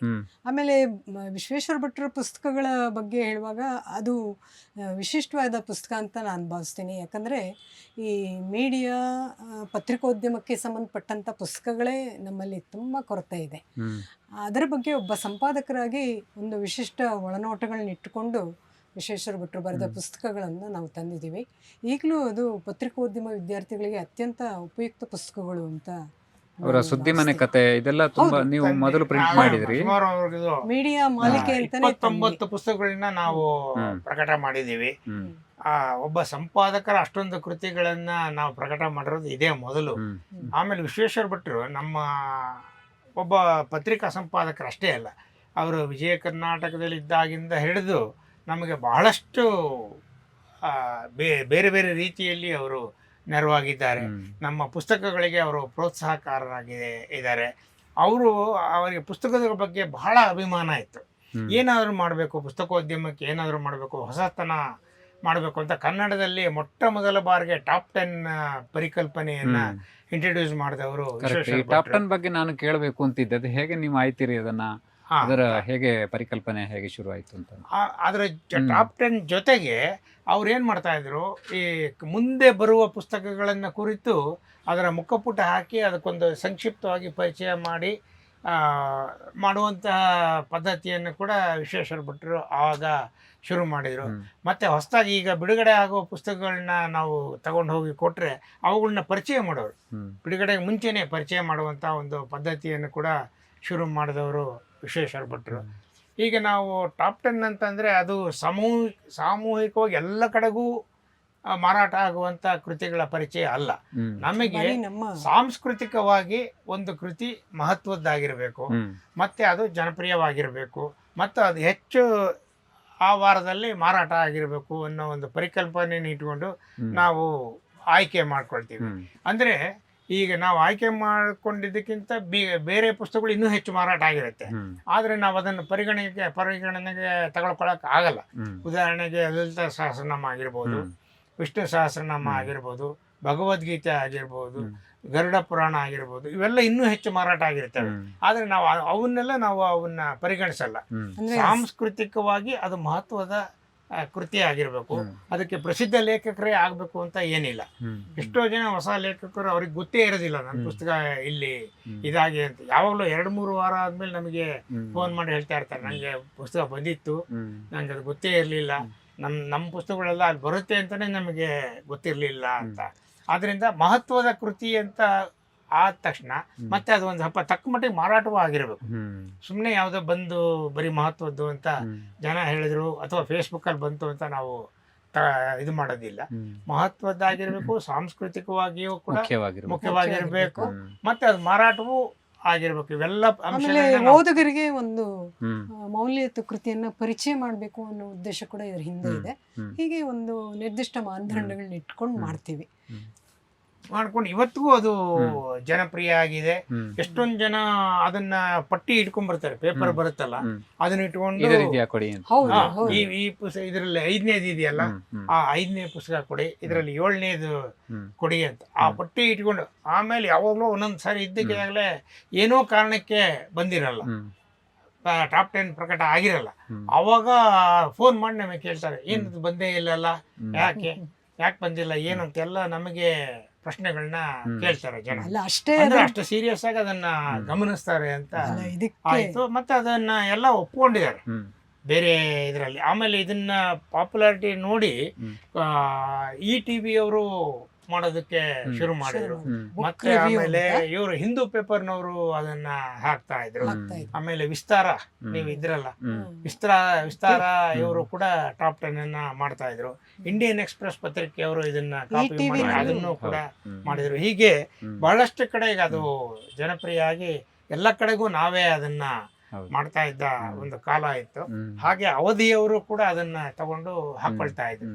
ಸೊ ಇಷ್ಟೊಂದು ಕಡೆ ಅದು ಜನಪ್ರಿಯ, ಇವತ್ತು ಆ ಜನಪ್ರಿಯತೆಯನ್ನ ಉಳಿಸ್ಕೊಂಡು ಅದು ಮುಂದುವರೆದಿದೆ. ಅದು ನಾವು ಅದಕ್ಕೋಸ್ಕರ ಇಲ್ಲೊಂದು ಲೈನ್ ಇದು ಮಾಡಿ ಇಟ್ಟಿರ್ತೀವಿ, ಈ ವಾರದ ಇದು ಅಂತ ಹೇಳಿ. ಎಷ್ಟು ಜನಪ್ರಿಯ ಆಯ್ತು ಅದನ್ನ ಟೀಕೆ ಮಾಡೋರು ಸಾಕಷ್ಟು ಜನ ಇದ್ರು. ಟೀಕೆಗಳು ಸಾಮಾನ್ಯವಾಗಿ ಇದ್ದೇ ಇರ್ತಾವ. ಅದಕ್ಕೇನು ಟೀಕೆಗಳು ಅಂತಂದ್ರೆ ಬೇರೆ ಬೇರೆ ಒಂದೇ ಜಾತಿಯವ್ರದ್ದು ಹಾಕ್ತೀರಿ, ನಮಗೆ ಜಾತಿ ಮುಖ್ಯ ಆಗಲ್ಲ, ಅಲ್ಲಿ ಪುಸ್ತಕ ಅಷ್ಟೇನೆ ಅದು ಮುಖ್ಯ ಆಗಿರುತ್ತೆ. ನಮಗೆ ಅದು ಗೊತ್ತೇ ಇರೋದಿಲ್ಲ ಅವ್ರು ಯಾವ ಜಾತಿ ಏನು, ನಮ್ಗೇನು ಗೊತ್ತಿರುತ್ತೆ. ನಾವು ಪುಸ್ತಕ ಬಂದಿರುತ್ತೆ, ಪುಸ್ತಕ ನೋಡಿ ನಾವು ಈ ವಿಷಯ ಬಂದಾಗ ನನಗೆ ನೆನಪಾಯ್ತು. ಏನಂದ್ರೆ ಇವಾಗ ಕೆಲವು ಪ್ರಕಾಶನ ಪುಸ್ತಕಗಳು ಹೇಗೆ ಒಂದು ಘೋಷಣೆ ಮಾಡ್ಕೊಂಡೇ ಹುಟ್ಕೊಳ್ತವೆ. ಅಂದ್ರೆ ನಾವು ಎಡಪಂಥೀಯರ ಪುಸ್ತಕಗಳನ್ನು ಮಾತ್ರ ಪ್ರಕಟ ಮಾಡ್ತೀವಿ ಅಂತ ಕೆಲವರು, ನಾವು ಬಲಪಂಥೀಯರ ಪುಸ್ತಕಗಳನ್ನು ಮಾತ್ರ ಪ್ರಕಟ ಮಾಡ್ತೀವಿ ಅಂತ ಕೆಲವರು, ಹೀಗೆ ಕೆಲವು ಹುಟ್ಕೊಳ್ತಾ ಇವೆ. ಬಟ್ ನೀವು ಆ ಥರದ್ದೇನು ನೋಡಲ್ಲ. ಅಂದರೆ ಪುಸ್ತಕ ಅಂದರೆ ಅದು ಪುಸ್ತಕ ಅಂದರೆ ಗುಣಮಟ್ಟ, ಅದು ಹೇಗೆ ನೀವು ಅಂದರೆ ಅದು ಹೇಗಿರುತ್ತೆ ನಿಮ್ಮ ಅಂದರೆ ಆ ಪಂಥೀಯತೆಯ ಪ್ರಶ್ನೆ ಬಂದಾಗ, ಅಥವಾ ಒಂದು ಸೈಡು ಇದು ಒಂದು ಪಕ್ಷ ಅಥವಾ ಇದು ಒಂದು ಸಿದ್ಧಾಂತ ಅನ್ನೋ ಪ್ರಶ್ನೆ ಬಂದಾಗ ಅದು ನಿಮ್ಮ ಸೆಲೆಕ್ಷನ್ ಹೇಗಿರುತ್ತೆ ಅಂತ? ಅಂದರೆ ನಾವು ಅದನ್ನು ಮೊದಲಿಂದಲೂ ನಾವು ಯಾವುದೇ ನಿರ್ದಿಷ್ಟ ವಿಚಾರ ಪಂಥಗಳಿಗೆ ಅಂಟ್ಕೊಳ್ಳದೆ ನಾವು ಪ್ರಕಟಿಸ್ತಾ ಬಂದ್ವಿ. ಅಂದರೆ ಎಲ್ಲ ಕಡೆಯಿಂದಲೂ ಒಳ್ಳೆಯ ವಿಚಾರಗಳು, ಮೌಲ್ಯಯುತ ವಿಚಾರಗಳು ಬಂದರೆ ಅದನ್ನು ಪ್ರಕಟಿಸ್ಬೇಕು ಅನ್ನೋದಷ್ಟೇ ನಮ್ಮ ಭಾವನೆ ಆಗಿತ್ತು. ಈ ಥರದ ಒಂದು ಪಂಥೀಯ ಸಂಕುಚಿತ ಇದು ನಮ್ಮಲ್ಲಿ ಇರಲೇ ಇರಲಿಲ್ಲ. ಇವ್ರದೇ ಮಾಡಬೇಕು ಅವ್ರದ್ದೇ ಮಾಡಬೇಕು ಅನ್ನೋದಿರಲಿಲ್ಲ. ಎಲ್ಲ ರೀತಿಯ ಪುಸ್ತಕಗಳನ್ನು, ಮೌಲ್ಯಯುತ ಪುಸ್ತಕಗಳನ್ನ ಮಾಡಬೇಕು, ಅದನ್ನು ಉತ್ತಮ ಗುಣಮಟ್ಟದಲ್ಲಿ ತರಬೇಕು, ಇದೊಂದೇ ನಮ್ಮ ತಲೆಯಲ್ಲಿ ಇದ್ದಿದ್ದು. ಹೀಗಾಗಿ ನಮ್ಮ ಎಲ್ಲ ಪುಸ್ತಕಗಳು ನೀವು ಗಮನಿಸಿದ್ರೆ ಗೊತ್ತಾಗುತ್ತೆ, ಯಾವುದೇ ನಿರ್ದಿಷ್ಟ ಇದಕ್ಕೆ ಅಂಟ್ಕೊಂಡಿಲ್ಲ ಅಂತ ಹೇಳ್ಬಿಟ್ಟು. ನಮ್ಮ ಸಿದ್ಧಾಂತ ನಾವು ಹಾಕ್ಬಿಟ್ಟಿದ್ದೀವಿ, ನಮ್ಮ ಪತ್ರಿಕೆ ನಿಮಗೆ ಕೊಡ್ತೀನಿ. ನಮ್ಮ ಅದರಲ್ಲಿ ಹಾಗೆ ನಾವು ಯಾವುದೇ ಪಂಥಕ್ಕೂ ಬದ್ಧರಾದವರಲ್ಲ ಅಂತಾನೆ ಬಹಳ ಸ್ಪಷ್ಟವಾಗಿ ನಾವು 30 ವರ್ಷದಿಂದನೇ ಘೋಷಣೆ ಮಾಡ್ಕೊಂಡ್ಬಿಟ್ಟಿದ್ದೀವಿ. ಹಾಗೆ ಅದೇ ರೀತಿ ನಾವು ಎಲ್ಲ ಪಂಥದವ್ರ ಪುಸ್ತಕಗಳನ್ನು ನಾವು ಮಾಡಿದ್ದೀವಿ. ಯಾರೇನೇ ಹೇಳ್ಕೊಂಡ್ರು ನಮ್ಗೇನು ಬೇಕಾಗಿಲ್ಲ, ನಮಗೆ ಅದು ಕಂಟೆಂಟ್ ಅಷ್ಟೇ ಅದು ಮುಖ್ಯ ಆಗುತ್ತೆ. ಬಹಳ ಪ್ರಸಿದ್ಧ ಲೇಖಕರು ಎಲ್ಲರೂ ನಮ್ಮಲ್ಲಿ ಇದ್ದಾರೆ. ಅವರು ಯಾವ ಪಂಥಕ್ಕೆ ಸೇರಿದವರು, ಯಾವ ಜಾತಿಗೆ ಸೇರಿದವರು, ಯಾವ ಗುಂಪಿಗೆ ಸೇರಿದವರು, ಅದೆಲ್ಲ ನಮಗೆ ಮುಖ್ಯ ಆಗೋದೇ ಇಲ್ಲ. ನಾವು ನಮ್ಮ ಪಾಡಿಗೆ ನಾವು ಪ್ರಕಟಣೆಯನ್ನ ಮಾಡ್ತಾ ಹೋಗ್ತೀವಿ. ಯಾರಿಗೆ ಯಾವ ರೀತಿ ಬೇಕಾದ್ರೂ ಅದು ಟೀಕೆ ಮಾಡಲಿ ಅಥವಾ ಅದನ್ನ ತಗೊಳ್ಳಿ ಅಥವಾ ಅದರ ವಿರೋಧಿಸ್ಲಿ, ಅದಕ್ಕೇನು ನಾವು ತಲೆ ಕೆಡಿಸ್ಕೊಳ್ಳೋದಿಲ್ಲ. ನಮಗೆ ಒಂದು ಒಳ್ಳೆಯ ಪುಸ್ತಕ ಬರಬೇಕು ಅನ್ನೋದಷ್ಟೇ ನಮ್ಮ ಕಾಳಜಿ. ಯಾವುದೇ ಪಂಥದ ಬಗ್ಗೆ ನಮಗೆ ಆಸಕ್ತಿ ಇಲ್ಲ. ಆಮೇಲೆ ನಿಮ್ಮ ಲೈಫ್ ಸ್ಟೋರಿ ಜೊತೆಗೆ ನಿಮ್ಮ ಲವ್ ಸ್ಟೋರಿ ಕೂಡ ತುಂಬಾ ಸ್ವಾರಸ್ಯಕರವಾಗಿದೆ ಅಂತ ಯಾರೋ ಹೇಳೋದನ್ನು ಕೇಳಿದೆ ನಾನು. ಸೊ ಅದನ್ನ ನಿಮ್ಮ ಬಾಯಿಂದಲೇ ಕೇಳೋಣ ಅಂತ. ಆರ್ಯ ಸಮಾಜದಲ್ಲಿ ಮದುವೆ ಆದ್ರಂತೆ, ಹೇಳಿ ಅದ್ರ ಬಗ್ಗೆ. ನಾವು ಕಾಲೇಜ್ನಲ್ಲಿ ನಾವೆಲ್ಲ MA ಒಟ್ಟಿಗೆ ಓದ್ತಾ ಇದ್ದವರು. ಅಲ್ಲಿನೇ ನಮಗೆ ಪ್ರೇಮ ಬೆಳೆದು ನಾವು ಮದುವೆ ಆಯಿತು. ನಮ್ಮ ಮದುವೆ ಎಷ್ಟು ಪ್ರಸಿದ್ಧ ಆಯಿತು ಅಂತಂದರೆ, ಅವಾಗ ನಮ್ಮ ಮದುವೆಗೆ ಬಂದಿದ್ದವರು GS ಶಿವರುದ್ರಪ್ಪನವರು, ಚಿದಾನಂದ ಮೂರ್ತಿಯವರು, ಲಕ್ಷ್ಮೀನಾರಾಯಣ ಭಟ್ರು, ಪರಗೂರು ರಾಮಚಂದ್ರಪ್ಪನವರು, KV ನಾರಾಯಣ್ ಅವರು, ಶ್ರೀನಿವಾಸರಾಜು ಅವರು. ಇವು KV ನಾರಾಯಣ್ ಮತ್ತು ಶ್ರೀನಿವಾಸರಾಜು ಅವರೇ ಮುಂದೆ ನಿಂತು ನಮ್ಮ ಮದುವೆಯನ್ನ ಆಗ ಮಾಡಿದವರು. ಅದೇನೋ ನಮಗೆ ಅವಾಗ ಒಂದು ಭ್ರಮೆ ಇತ್ತು, ಏನೋ ಒಂದು ಕ್ರಾಂತಿ ಆಗಿಬಿಡುತ್ತೆ, ಮನೆಗಳೆಲ್ಲ ದೊಡ್ಡ ಗಲಾಟೆ ಆಗುತ್ತೆ, ಹೀಗಾದ್ರೆ ಹಾಗೆ ಮಾಡಬೇಕು, ಹಾಗಾದ್ರೆ ಹೀಗೆ ಮಾಡಬೇಕು ಅಂತ ನಾವೆಲ್ಲ ಸಿದ್ಧತೆಯನ್ನ ಮಾಡ್ಕೊಂಡಿದ್ವಿ. ಏನೂ ಆಗಲೇ ಇಲ್ಲ. ಯಾರು ಏನೋ ತಲೆ ಕೆಡಿಸ್ಕೊಳ್ಳಿಲ್ಲ, ನಾವೇ ತಲೆ ಕೆಡಿಸ್ಕೊಂಡಿದ್ದೆ ಅಷ್ಟೇ. ಅಂದ್ರೆ ಅದಕ್ಕೆ ಇನ್ನೊಂದು ಸ್ವಲ್ಪ ಅಂಶಗಳನ್ನ ಸೇರಿಸ್ಬೇಕು ಅಂದ್ರೆ, ಪ್ರಕಾಶ್ ಅವಾಗ NGF ಅಲ್ಲಿ ಕೆಲಸ ಮಾಡ್ತಾ ಇದ್ರು. ಕೆಲಸ ಮಾಡಿಕೊಂಡು ಅವರು ಓದ್ತಾ ಇದ್ದಿದ್ರಿಂದ ನಮ್ಮಲ್ಲಿ ನೋಟ್ಸ್ ವಿನಿಮಯ ಆಗೋದು. ನಾನು ನೋಟ್ಸ್ ಕೊಡ್ತಾ ಇದ್ದೆ ಪ್ರಕಾಶ್ಗೆ. KV ಒಂದು ಕಡೆ ತಮಾಷೆ ಮಾಡಿದ್ದಾರೆ, ಪ್ರಕಾಶ್ ಕಂಡು ಹಿಡಿದುಕೊಂಡಿದ್ದ ತುಬ್ಬುಗಾರರಲ್ಲಿ ಪ್ರಭಾ ಕೂಡ ಒಬ್ಬರು ಅಂತ. ಹೀಗೆ ಆ ಲಿಂಕ್ ಮೂಲಕ ನನಗೂ ಪ್ರಕಾಶ್ಗೂ ಒಂದು ಬಾಂಧವ್ಯ ಬೆಳೀತು. ಇಬ್ಬರು ಪುಸ್ತಕದ ಪ್ರೇಮಿಗಳಾಗಿದ್ದರಿಂದ ಅದು ಹೆಚ್ಚು ಗಟ್ಟಿಯಾಯಿತು ಅಂತಂದ್ಬಿಟ್ಟು ಹೇಳ್ಬೋದು. ಆಮೇಲೆ ಹೋಗ್ಕೊಂಡು ಕಾಲೇಜಿಗೆ ಬರ್ಬೇಕಾಗಿತ್ತು. ನಾನು ಕೆಲಸಕ್ಕೆ ರೆಗ್ಯುಲರ್ ಆಗಿ ಹೋಗ್ತಾ ಇದ್ದೆ, ಕಾಲೇಜ್ಗೆ ಯಾವಾಗ್ಲಾರು ಒಂದೊಂದ್ಸರಿ. ಪ್ರಕಾಶ್ ಏನೋ ಅವಾಗ ಸ್ವತಂತ್ರವಾಗಿದ್ರು ಕೆಲಸ ನಿರ್ವಹಿಸ್ಕೊಂಡು, ಹೀಗಾಗಿ ಮನೇಲಿ ಎಲ್ಲರಿಗೂ ಹೇಳಿದ್ರು. ನಾನು ಇನ್ನೂ ಮನೆಯೊಳಗೆ ಇದ್ದಿದ್ರಿಂದ, ಯಾವುದೇ ಕೆಲಸದಲ್ಲಿ ಇಲ್ಲದೆ ಇದ್ದಿದ್ರಿಂದ ಆ ಬಗ್ಗೆ ಒಂದು ಸ್ವಾತಂತ್ರ್ಯ ಕೂಡ ನಾನು ಪಡ್ಕೊಳ್ದೇ ಇದ್ದಿದ್ರಿಂದ ಒಂದು ರೀತಿಯಲ್ಲಿ ನಾನು ಮನೆಯಲ್ಲಿ ಹೇಳೋದಕ್ಕೆ ಹಿಂಜರಿದೆ. ಬಹುಶಃ ನಾನು ಹೇಳಿದರೆ ಅವರು ಸೇರ್ತಿದ್ರೋ ಏನೋ ಗೊತ್ತಿಲ್ಲ, ಈಗ ಅನಿಸುತ್ತೆ ಅದು. ಹೀಗಾಗಿ KV ನಾರಾಯಣ್, ಶ್ರೀನಿವಾಸರಾಜು ಅವರು ಇವರೆಲ್ಲ ಸೇರಿ ನಿಂತು ನಮಗೆ ಮದುವೆ ಮಾಡಿದ್ದು. ಆನಂತರ ನಮ್ಮ ತಂದೆ ತಾಯಿ ಇದಕ್ಕೆ ಒಪ್ಕೊಂಡು ಅವರು ಕೂಡ ಒಂದು ಸಣ್ಣ ಕಾರ್ಯಕ್ರಮವನ್ನು ಏರ್ಪಡಿಸಿದ್ರು. ಆಮೇಲೆ ಈಗ ಪ್ರಕಾಶ್ ಅವರ ಅಚ್ಚುಮೆಚ್ಚಿನ ಅಳಿಯ ಕೂಡ ಆಗಿದ್ದಾರೆ. ನಾನು ಇವ್ರ ಕಡೆ ಅಚ್ಚುಮೆಚ್ಚಿನ ಸೊಸೆ ಕೂಡ ಆಗಿದ್ದೀನಿ. ಅದು ಹೇಳಲಿಕ್ಕೆ ಖುಷಿನೂ ಆಗುತ್ತೆ. ಸೊ 1000 ಆಯಿತು, ಇನ್ನು ಮುಂದೇನು? 2000ನಾ? ಮುಂದೆ ಏನು, ಎಷ್ಟು, ಎತ್ತ, ಹೇಗೆ ಈ ಪ್ರಕಾಶನದ ದಿಕ್ಕು ದೆಸೆ? ಈಗ ಪ್ರಕಾಶನೋದ್ಯಮ ಈಗ ಅಷ್ಟು ಉಜ್ವಲವಾಗಿ ಏನು ನನಗೆ ಕಾಣಿಸ್ತಾ ಇಲ್ಲ ಮೊದಲಿನ ಹಾಗೆ. ಯಾಕೆಂದರೆ ಈಗ ಓದುವ ಅಥವಾ ಈ ರೀತಿಯ ಒಂದು ಮನೋರಂಜನೆಯನ್ನು ನೀಡುವಂಥ ಬೇರೆ ಬೇರೆ ಮಾಧ್ಯಮಗಳು ಈಗ ಹುಟ್ಕೊಂಡ್ಬಿಟ್ಟಿದ್ದೇವೆ. ಮೊದಲು ನಾವು ಇದನ್ನು ಆರಂಭ ಮಾಡಿದಾಗ ಅದು ಯಾವುದೂ ಇರಲಿಲ್ಲ. TV ಆಗ್ತಾನೆ ಇನ್ನೂ ಜನಪ್ರಿಯ ಆಗ್ತಾ ಇತ್ತು. ಇನ್ನು ನಮಗೆ ಖಾಸಗಿ ಚಾನಲ್ಗಳು ಇರಲೇ ಇಲ್ಲ. ಸೋಷಿಯಲ್ ಮೀಡಿಯಾ ಇದಂತೂ ಇರಲೇ ಇಲ್ಲ. ಮೊಬೈಲ್ ಇರಲಿಲ್ಲ. ಮೊಬೈಲ್ ಕೂಡ ಆಗ್ತಾನೆ ಬಂದಿತ್ತು. ಮೊಬೈಲ್ ಏನೂ ಇರಲಿಲ್ಲ. ಸೊ ಹಾಗಾಗಿ ಜನ ಪುಸ್ತಕಗಳನ್ನೇ ಹೆಚ್ಚು ಅವಲಂಬಿಸ್ಕೊಂಡಿದ್ರು. ನಿಧಾನಕ್ಕೆ ಟಿ ವಿ ಬಂತು. ಟಿ ವಿಯಲ್ಲಿ ಧಾರಾವಾಹಿಗಳು ಶುರುವಾಯಿತು. ಧಾರಾವಾಹಿಗಳು ಶುರುವಾಗಿದ್ದರಿಂದ ನಮ್ಮ ಪುಸ್ತಕಗಳನ್ನು ಓದಿ ಬೆಳೆಸ್ತಾ ಇದ್ದವರೆಲ್ಲ ಮಹಿಳಾ ಓದುಗರು ಅವರೆಲ್ಲ ಹಿಂದೆ ಸ್ಕ್ರೀನ್ಗೆ ಶಿಫ್ಟ್ ಆದರು. ಧಾರಾವಾಹಿಗೆ ಹೊರಟು ಬಿಟ್ರು. ಸೊ ಆಮೇಲೆ ನಮ್ಮ ಯಂಗ್ಸ್ಟರ್ಸ್ ಎಲ್ಲ ಮೊಬೈಲ್ಗೆ ಶಿಫ್ಟ್ ಆಗಿಬಿಟ್ರು. ಸೊ ಹೀಗಾಗಿ ನಮಗೆಲ್ಲ ಈಗ 50-60 ವರ್ಷದ ಇವರೇನೇ ಗ್ರಾಹಕರಾಗಿದ್ದಾರೆ. ಹಾಗಾಗಿ ಇದರ ಭವಿಷ್ಯ ಹೇಗೆ ಅಂತ ಹೀಗೆ ಅಂತ ಹೇಳೋಕ್ಕಾಗಲ್ಲ. ಏನಾದರೂ ಮತ್ತೆ ಮೊದಲಿನ ಸಮೃದ್ಧ ಸುವರ್ಣಯುಗ ಬರಬೇಕು ಅಂದರೆ ಮತ್ತೆ ಎಲ್ಲ ಬದಲಾಗ್ತಾ ಹೋಗಬೇಕು, ಅಥವಾ ಏನಾದರೂ ಪವಾಡಗಳು ಜರುಗಿ ಮತ್ತೆ ಮೊದಲಿನ ಸುವರ್ಣಯುಗ ಬರ್ಬೋದು ಅಂತ ನಾವು ಅಂದ್ಕೊಂಡಿದ್ದೀವಿ ಅಷ್ಟೇ. ಅದು ಬಿಟ್ಟರೆ ಈಗಿರೋ ರೀತಿಯೇ ಇದ್ದರೆ ಇದು ಬಹಳ ಕಷ್ಟ ಮುಂದುವರಿಯೋದು. ನಮಗೊಂದು 1000 ರೀಚ್ ಆಗಬೇಕು ಅಂತ ಇತ್ತು, ಈಗ ರೀಚ್ ಆಗಿದ್ದೀವಿ. ಮುಂದಿಂದು ಕಾಲವೇ ನಿರ್ಣಯಿಸಬೇಕು. ನಾನು ಕೇಳಲಿಕ್ಕೆ ಬಿಟ್ಟು ಹೋಗಿರೋದು, ನೀವು ಹೇಳಬೇಕು ಅಂತಿರೋದು ಏನಾದರೂ ಇದೆಯಾ?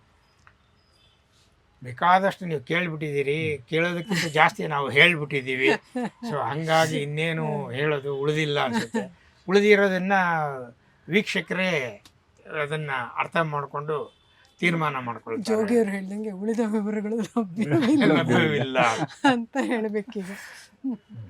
Okay, thank you. ವಿಶ್ವವಾಣಿ ನೋಡುಗರ ಪರವಾಗಿ ಪ್ರಕಾಶ್ ಮತ್ತು ಪ್ರಭು ಮೇಡಮ್ಗೆ ಥ್ಯಾಂಕ್ ಯು ಈ ಸುದೀರ್ಘವಾದಂಥ ಇಂಟರ್ವ್ಯೂಗಾಗಿ. ನಮಸ್ಕಾರ. ನಿಮಗೂ ಅಷ್ಟೇ, ಇಷ್ಟೆಲ್ಲ ವಿವರವಾಗಿ ನಮ್ಮ ಕೊರತವನ್ನು ಕೇಳಿದ್ದಕ್ಕೆ.